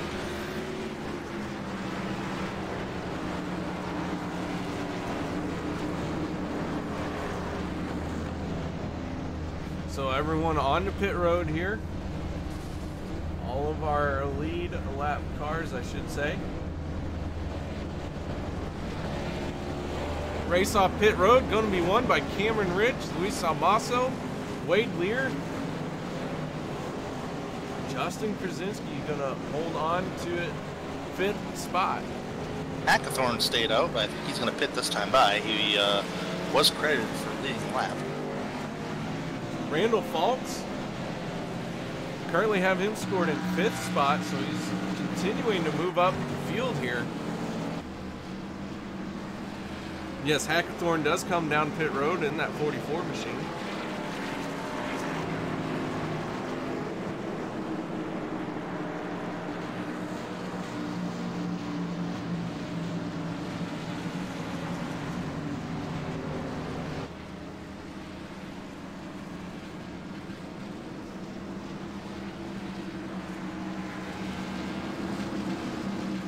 Cameron Rich back out front for this event. Luis Salmaso holding on to 2nd, and a new 3rd place runner, Wade Lear, in that 0-3. Yeah, Wade Lear, man. He's never been. It's the first time he's been in the top 5 all this evening, and he's up there in 3rd. Got a shot at this, maybe a win. I don't know. He's got a. Cameron Rich and Luis Salmaso are pretty tough guys, especially Cameron. Wade Lear, man, is doing everything he can to make sure he finishes in the top 10 at least, maybe top 5.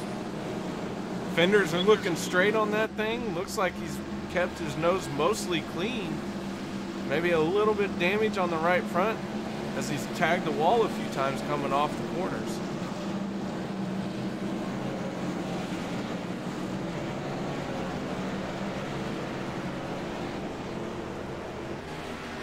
We are under caution number 11. We've done 40 laps of caution.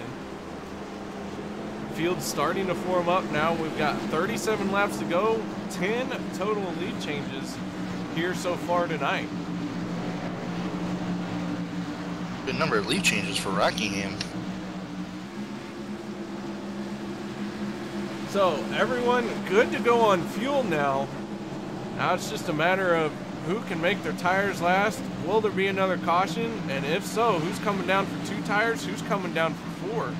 We know Cameron Rich pitted for 2 tires earlier, and we never got an opportunity to see how that would play out as Corey Lindsey stayed out, spun in front of him, and ruined that plan.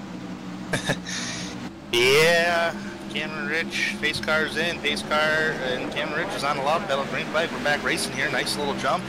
First side by side could be Luis Salmaso. Actually, he might clear. Here comes Wade Lear on the bottom. Oh, we got a caution ready again. Back under caution we go. Who was it this time? Trying to figure it out. Not 100% sure.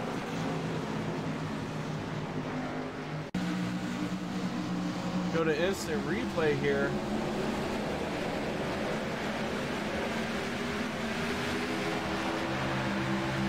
Watching Matt Hackathorn, not sure who's going to be this caution. Oh, Johnny Thomas.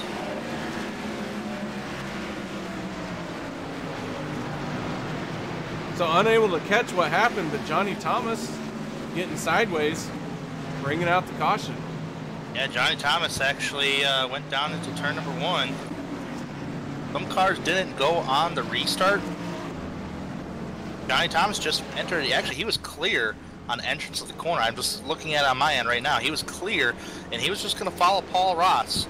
And looks like the number 91 Dylan Hickey just dove it right in there and got into the left rear quarter panel, and it really punted Johnny Thomas right out of the way. Great save by Johnny Thomas. And it was enough sideways effect to throw out a yellow flag. So some good driving there. Unfortunately, unable to catch it here in our replay. I get one shot at it and I missed it.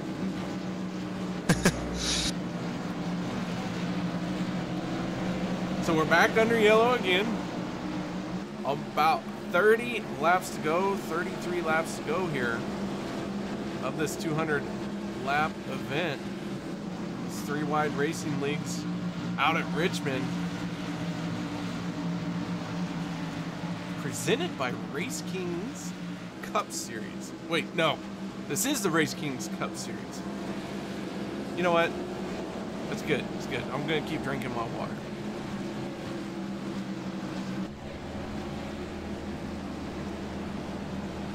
So Randall Falks, Wade Lear, Levi Zielinski, those guys all in the picture there at the right of your frame. Levi Zielinski's had an up and down day. He's used the wave around at least twice that I know of. Here he is inside of the top 5. Yeah, Wade Lear holding on very strong here. Has an opportunity to finish up there in the top 5. Hopefully he can get it done here. Wade Lear started 15th on the day. Pretty good day for Wade Lear.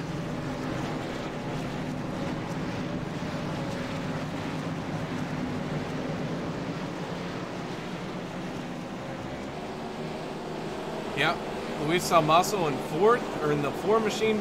Paul Ross in that 18. He's still hanging tough, even though he's got a giant air dam on the front of that. And then the 91 of Dylan Hickey, who's had multiple accidents happen around him. He's been caught up in almost all of them. Extensive damage on that car, but he's still out there trucking.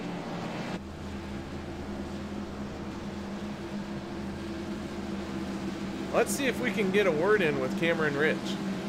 Right. Cameron Rich, you got your ears on? Yes, sir. How's it going? It is going. We know the lights are out on the pace car, so we'll keep this one short. Man, tell us a little bit about getting that damaged car back up to the front. It looks like there's a lot of other damaged cars out here too, helping me. So gotta think that. But I was a little upset after that incident, so it's been kind of, you know, driving without any reckless abandon or whatever. Well, you managed to get it back out front. You're going to restart on pole with no one in front of you but a pace car, so don't spin it, and we'll move you back down, and good luck. All right, thank you guys. So that was Cameron Rich getting a quick word in with him. Yeah, and he's right. There's a lot of damaged cars out there, and we have seen some newcomers up there in the top 5 and top 10 that we haven't really seen up there in the top 10 before. So a lot of damaged cars have helped out Cameron Rich. He's back on the left pedal. He's back out there green flag racing. Oh, Wade Lear spin the tires drastically, and Levi Zielinski had no choice but to dive to the bottom. But at the same time, he didn't want to get black flag. I think it looked like he backed off. Wade Lear There's Paul Ross back in the top 5. Where'd he come from? Look at that. Doesn't even have a fender there. Wade Lear did a great job of recovering and only falling to 4th spot. Paul Ross taking advantage of Levi Zielinski having to check up. Paul Ross sitting inside 5th spot now.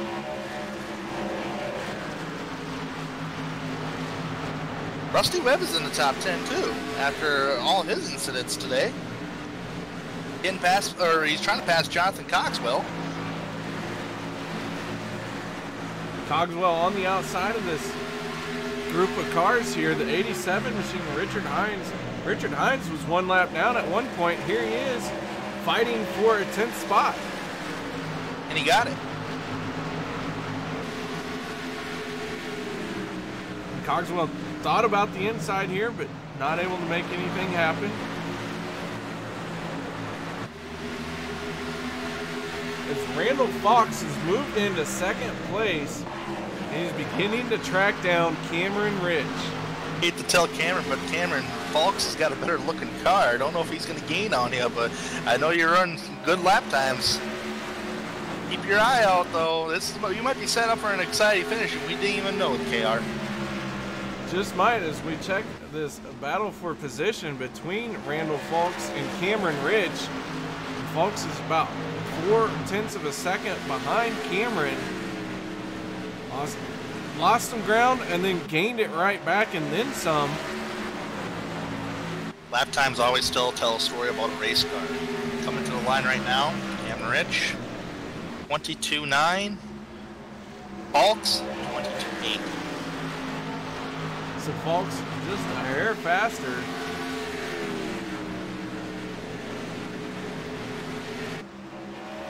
He is closing in on him.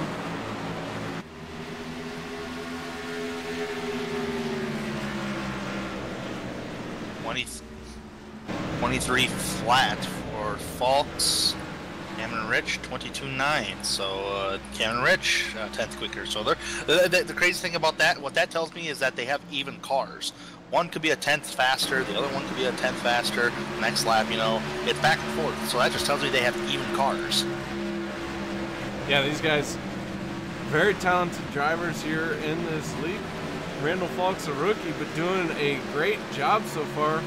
Makes you think that this guy might not be a rookie in these Cup cars.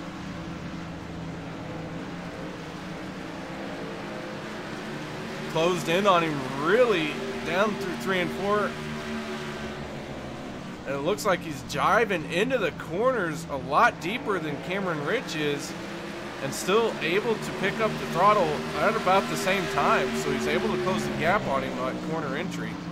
Fox was faster by 10, so, and as I just documented, you know, they're both a 10th quicker each lap. They just go back and forth. This lap, I think Fox will get him.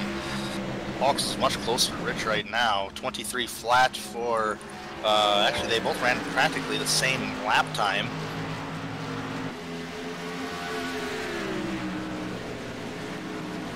Tommaso hasn't been gaining. He's a 1.5 seconds behind. Tommaso sitting in 3rd. Still having a great showing for him. And Paul Ross is holding on to 4th spot despite having that air dam for a front bumper. I don't know how he's hanging on, man. You know, I've always taught, you know, I documented earlier in the broadcast, aerodynamics is so sensitive in these cars. How in the world is he riding without a bumper? I will never know. Levi Zielinski is in 5th spot, and Wade Lear is falling back to 6th, but still having a good showing going here. So we are at 20 to go.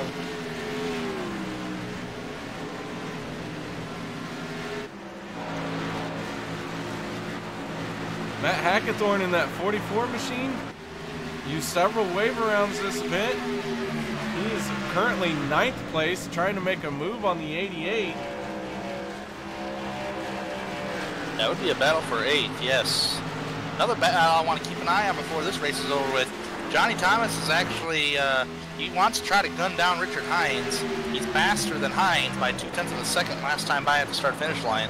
And if Thomas does get around Hines, that would give Thomas 10th place. Thomas trying to find a way around Hines. But meanwhile, back up front, Randall Falks is right in the tire tracks of Cameron Rich lap after lap.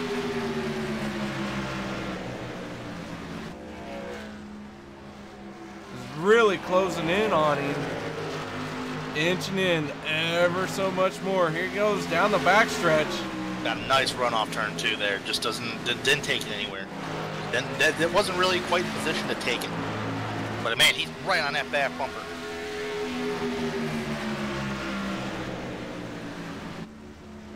You can see he drives it in a little high there. Gonna lose some ground to Cameron. Here he comes. He's closing it up. Trying to close it up. Every time he gets that back bumper, it's always towards the entrance of turn number 3 and doesn't really have anywhere to go with the run. And he's all over that back bumper, that 17. He's trying to find the runs in the corner from middle of the corner to exit. And if he can successfully get that, because turn 2 has been the point for Falks. That's time by looks like they're pretty even. You can see as we go on our T&D Rustic Decor cam with Randall Falks. Lap car's in the way. Gonna have to go around the lap car. Then he lets that car gets a little high. He enters about half a lane higher than Cameron Rich, and that allows him to roll into the throttle, and he's using the throttle to turn the car. And it looks like he's able to get to the throttle out of turn 2 a little bit sooner than Cameron Rich. Man, I know there's a rule on a 6-lap rule, man, but man, that last time by, that messed up Falks' line big time on entrance because he caught James Duke at the wrong point of the track.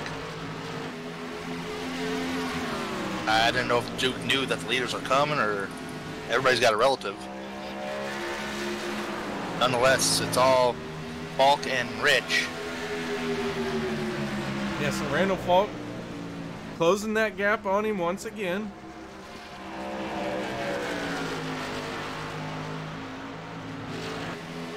Pretty even right now, man. I thought Falks was better coming off turn number 2, and he usually is. Last couple laps, they've been pretty even.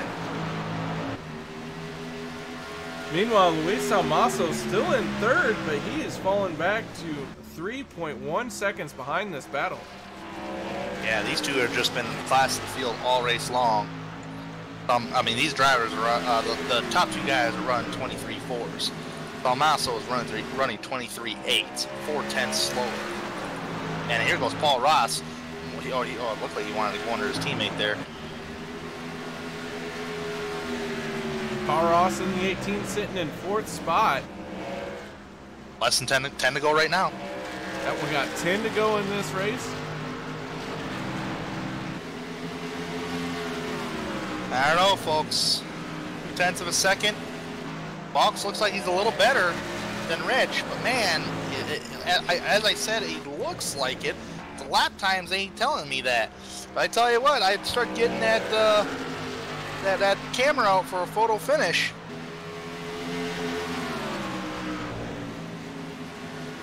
Falks is really getting it down there, and he's getting a run right here to that back bumper. Don't know if he's gonna be able to take. He gets a little loose on corner exit. That'll slow down his time.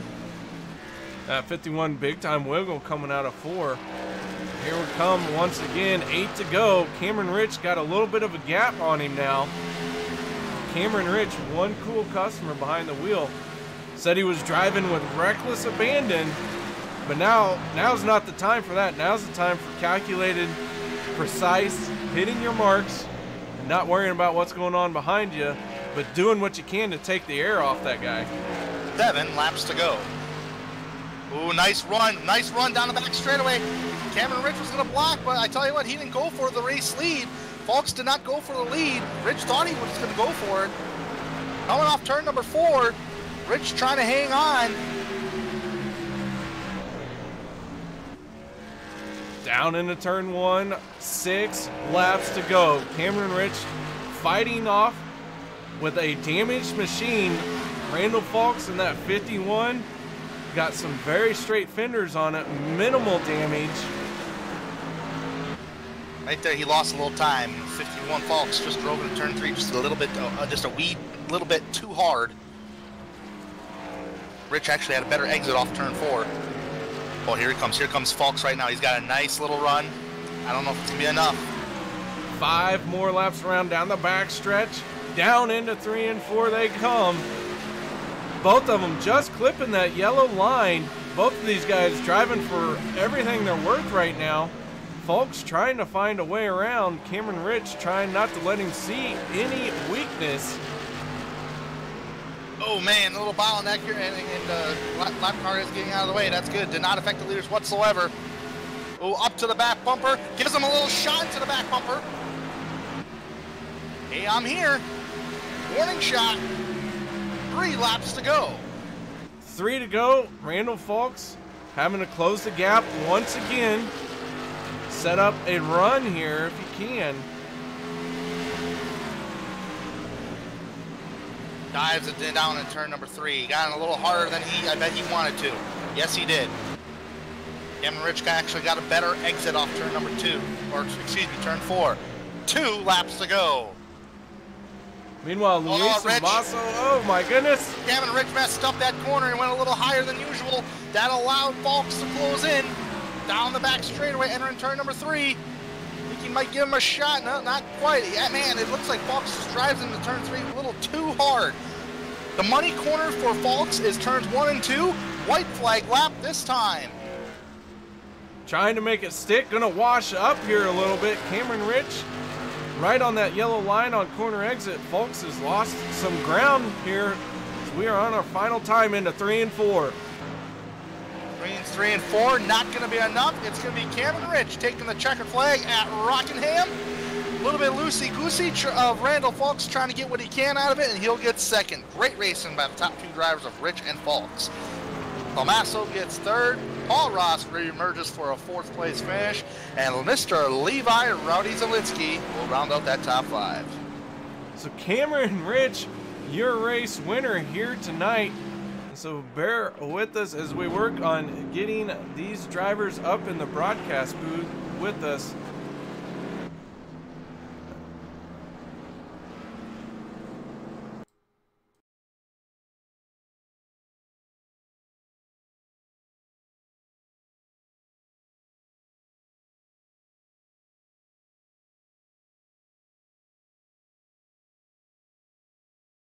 Are clear.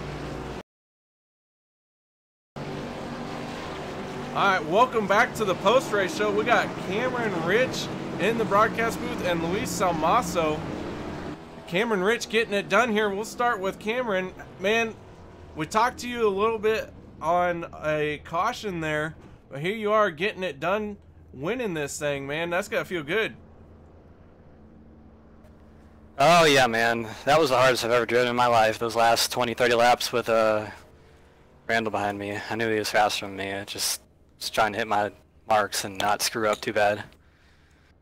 Well, you did a great job. You led 115 laps here tonight, and despite being damaged, having to work your way through the field, you come out on top, and Randall Fulks was giving you everything he could, giving you a little bump and run there, and you just weren't going to have any of it. Yeah, I was actually happy he did that because that sped me up and made me a little bit looser because that damage I had in the front was really affecting my runs off too. I couldn't do anything to save my life. But yeah, I just gotta thank him, man. He raced me really clean, and you know, he could have drove it in there and probably hit me harder because he was definitely faster than me. But that was good racing. All right, man. Cameron, any sponsors, people you'd like to thank for this outstanding run you had tonight here at Rockingham? I just want to thank Corey for putting on this league, and I've been here for a while, and it's always fun. Carlos for sponsoring, my awesome teammates, Drew, Jordan, Race, anyone else I forgot, I'm sorry. Oh, Peter. He's in New Zealand right now, so shout out to him if he's watching whatever time it is there. And you guys for broadcasting us every week. It's pretty cool. All right, man. Well, once again, congratulations on your race win. Getting it done in dominating fashion, leading the most laps, 115 of them, despite being damaged. So a great showing for you tonight. And again, congratulations. All right, thanks, guys. That was Cameron Rich. And I believe Tanner Sharpe has caught up with our second place finisher.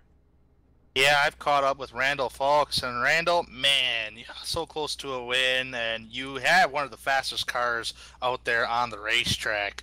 But talk about them closing stages of the race there. It looked like you gave him a warning shot, but also, at least from my point of view, it looks like you were driving turn 3 a little too hard. And allowed Rich to pull away on corner exit. Talk about the closing moments of the race today.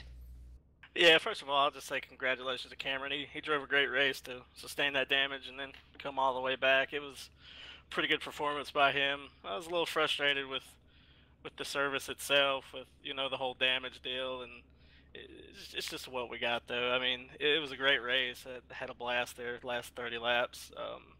Car was good. I was really good in 1 and 2. I was overdriving 3 and 4 a little bit. Just trying to make up some time, and I gave him that little shot there, and I worry about doing that sometimes because I know how the net code goes, and I don't want to wreck anybody. So I tried to drive as hard as I could and make it, try to force him to make a mistake, but he didn't, and he got the win, and he deserves all the congratulations for this one. Yeah, you got the win, but you get second, and you drove a fantastic race all race long. And I'm not just talking about the last 10 laps of the race. You were up there in the top 5 practically the entire day. You led laps. I think it was over 40, if I'm not mistaken, from KR. But I tell you what, you had a miscue on pit road, which quite a few drivers did have out there. Talk about pit road. It just seems like pit road seemed a little more slicker than the racetrack, even in an overcast setting, because we've seen a lot of spins today. Yeah, it's tough, especially here. You got 7 or 8 boxes that are in the corner, and you really can't see. And then by the time you pull into your stop, if you overshoot it, if you don't hit your marks, you're gonna slam on the brakes, and you're just gonna slide right through. And I didn't even see my box there. That one miscue, I turned in late, and I totally missed it. And then I was too far right, and I think we lost 13 positions or something like that. And had another mistake on the track. It was early in the race. We got loose off of 2, and I smacked the wall a little bit, but the car was still good. It had minimum damage, but man, this was fun. Got to thank the league for allowing me to run, and you guys for broadcasting. I can't wait to go back and watch it. Yeah, absolutely. And Randall, I according to the statistical chart here that I'm currently reading on the point stands this season, this is your first start in 3-wide racing. Am I mistaken or no? Yeah, that's correct. All right. Well, with that being said, 2 questions. We got the next race of the Cup Series. I believe it's going to be at Bristol next week. And my first question of that is, are you going to be running Bristol? And if you are, how do you think that track treats you? And secondly, how do you feel about running with the 3-wide boys today? Yeah, I hope to be running next week. Time frame is a little iffy, but I'm gonna do my best to make the races, and hopefully they go a little bit smoother than what we had tonight. It was a little long, but not too bad. I like Bristol. I've always liked it. It's one of my favorite tracks, and I hope to do well. I hope to maybe go ahead and snag an early win just to try to get settled in. And as far as the league goes, I applied before but didn't get accepted, but I'm happy to be running. And I've got a good friend in Chuck Sweeting that runs over here, and I know a few guys over here that run here, so I look forward to having a good time. Well, hopefully in the near future I'll be able to get the run with you too at some point in time, Randall, as well. But thanks for coming to talk with us. Congratulations on the second place finish. And if you do go to Bristol, best of luck in Bristol Cup race next week. Thanks, guys. Back to you, KR.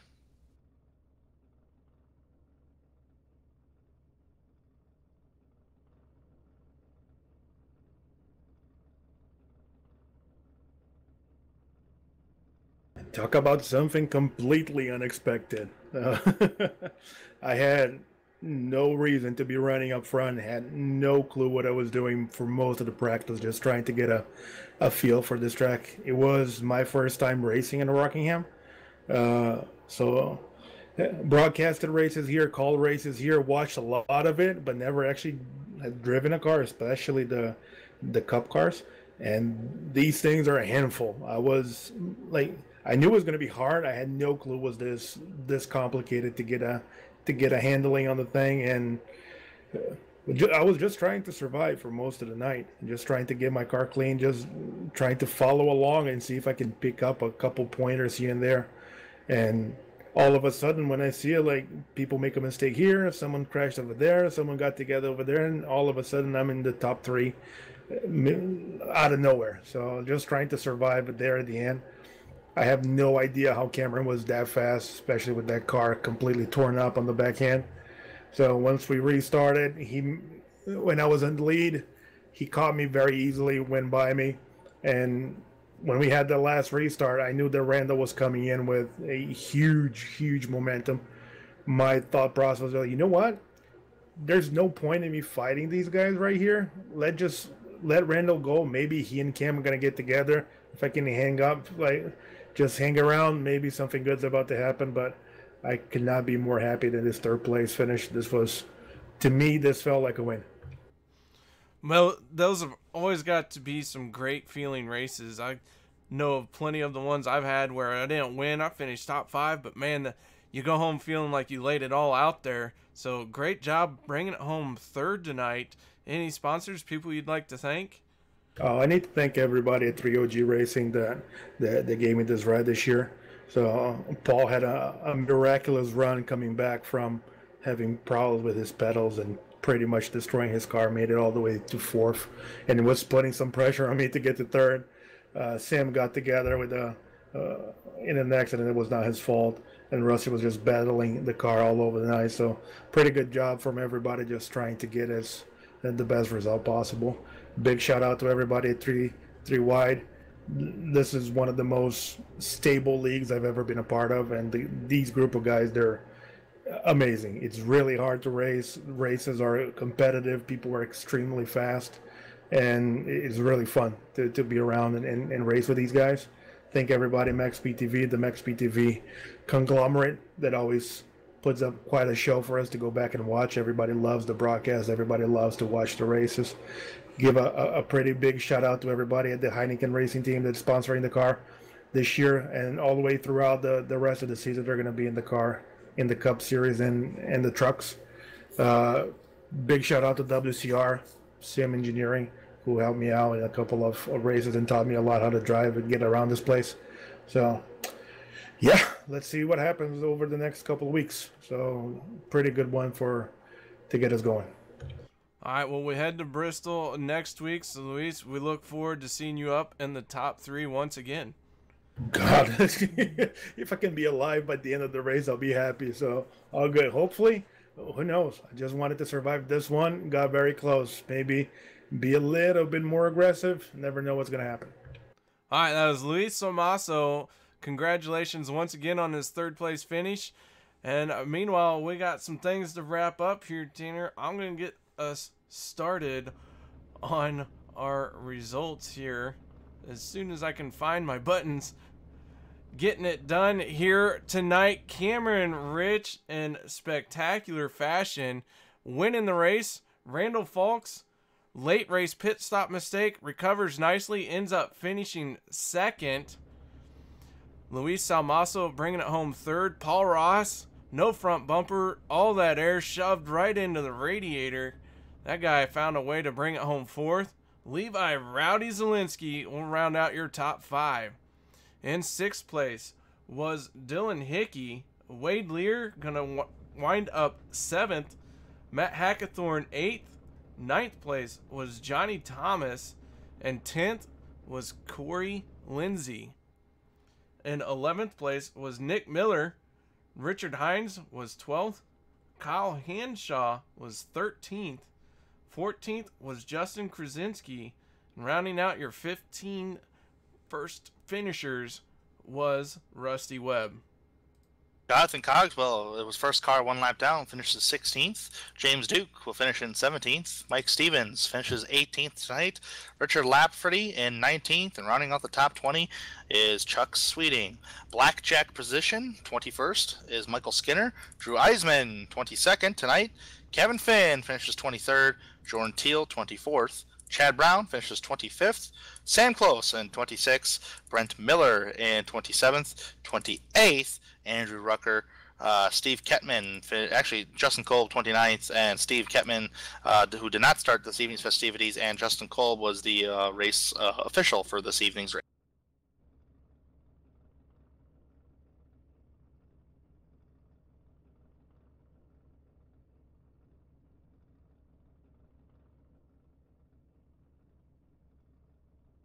I'm just glad I was up here in the booth commentating the race rather than driving the race. Either way, it's a fun deal. But to tell you what, Rockingham, it's always great to see some kind of NASCAR-related racing go to a historical track like Rockingham Motor Speedway, or like Rockingham Speedway. I'm so glad that our 3-Wide Racing League comes to this racetrack, even though I do have a love-hate relationship with this track. But such a historical landmark, and hopefully this league will continue to come to this track for years to come. And I'm really looking forward to Bristol next week, where we should be seeing a lot of beating and banging, maybe some wrecks here and there. It's known to happen. It's Bristol, baby, at Thunder Valley next week. Monday night for the RaceKings Cup Series. All right, well, that's going to do it for us here at MaxSpeedTV. Thank you, everyone, for joining us.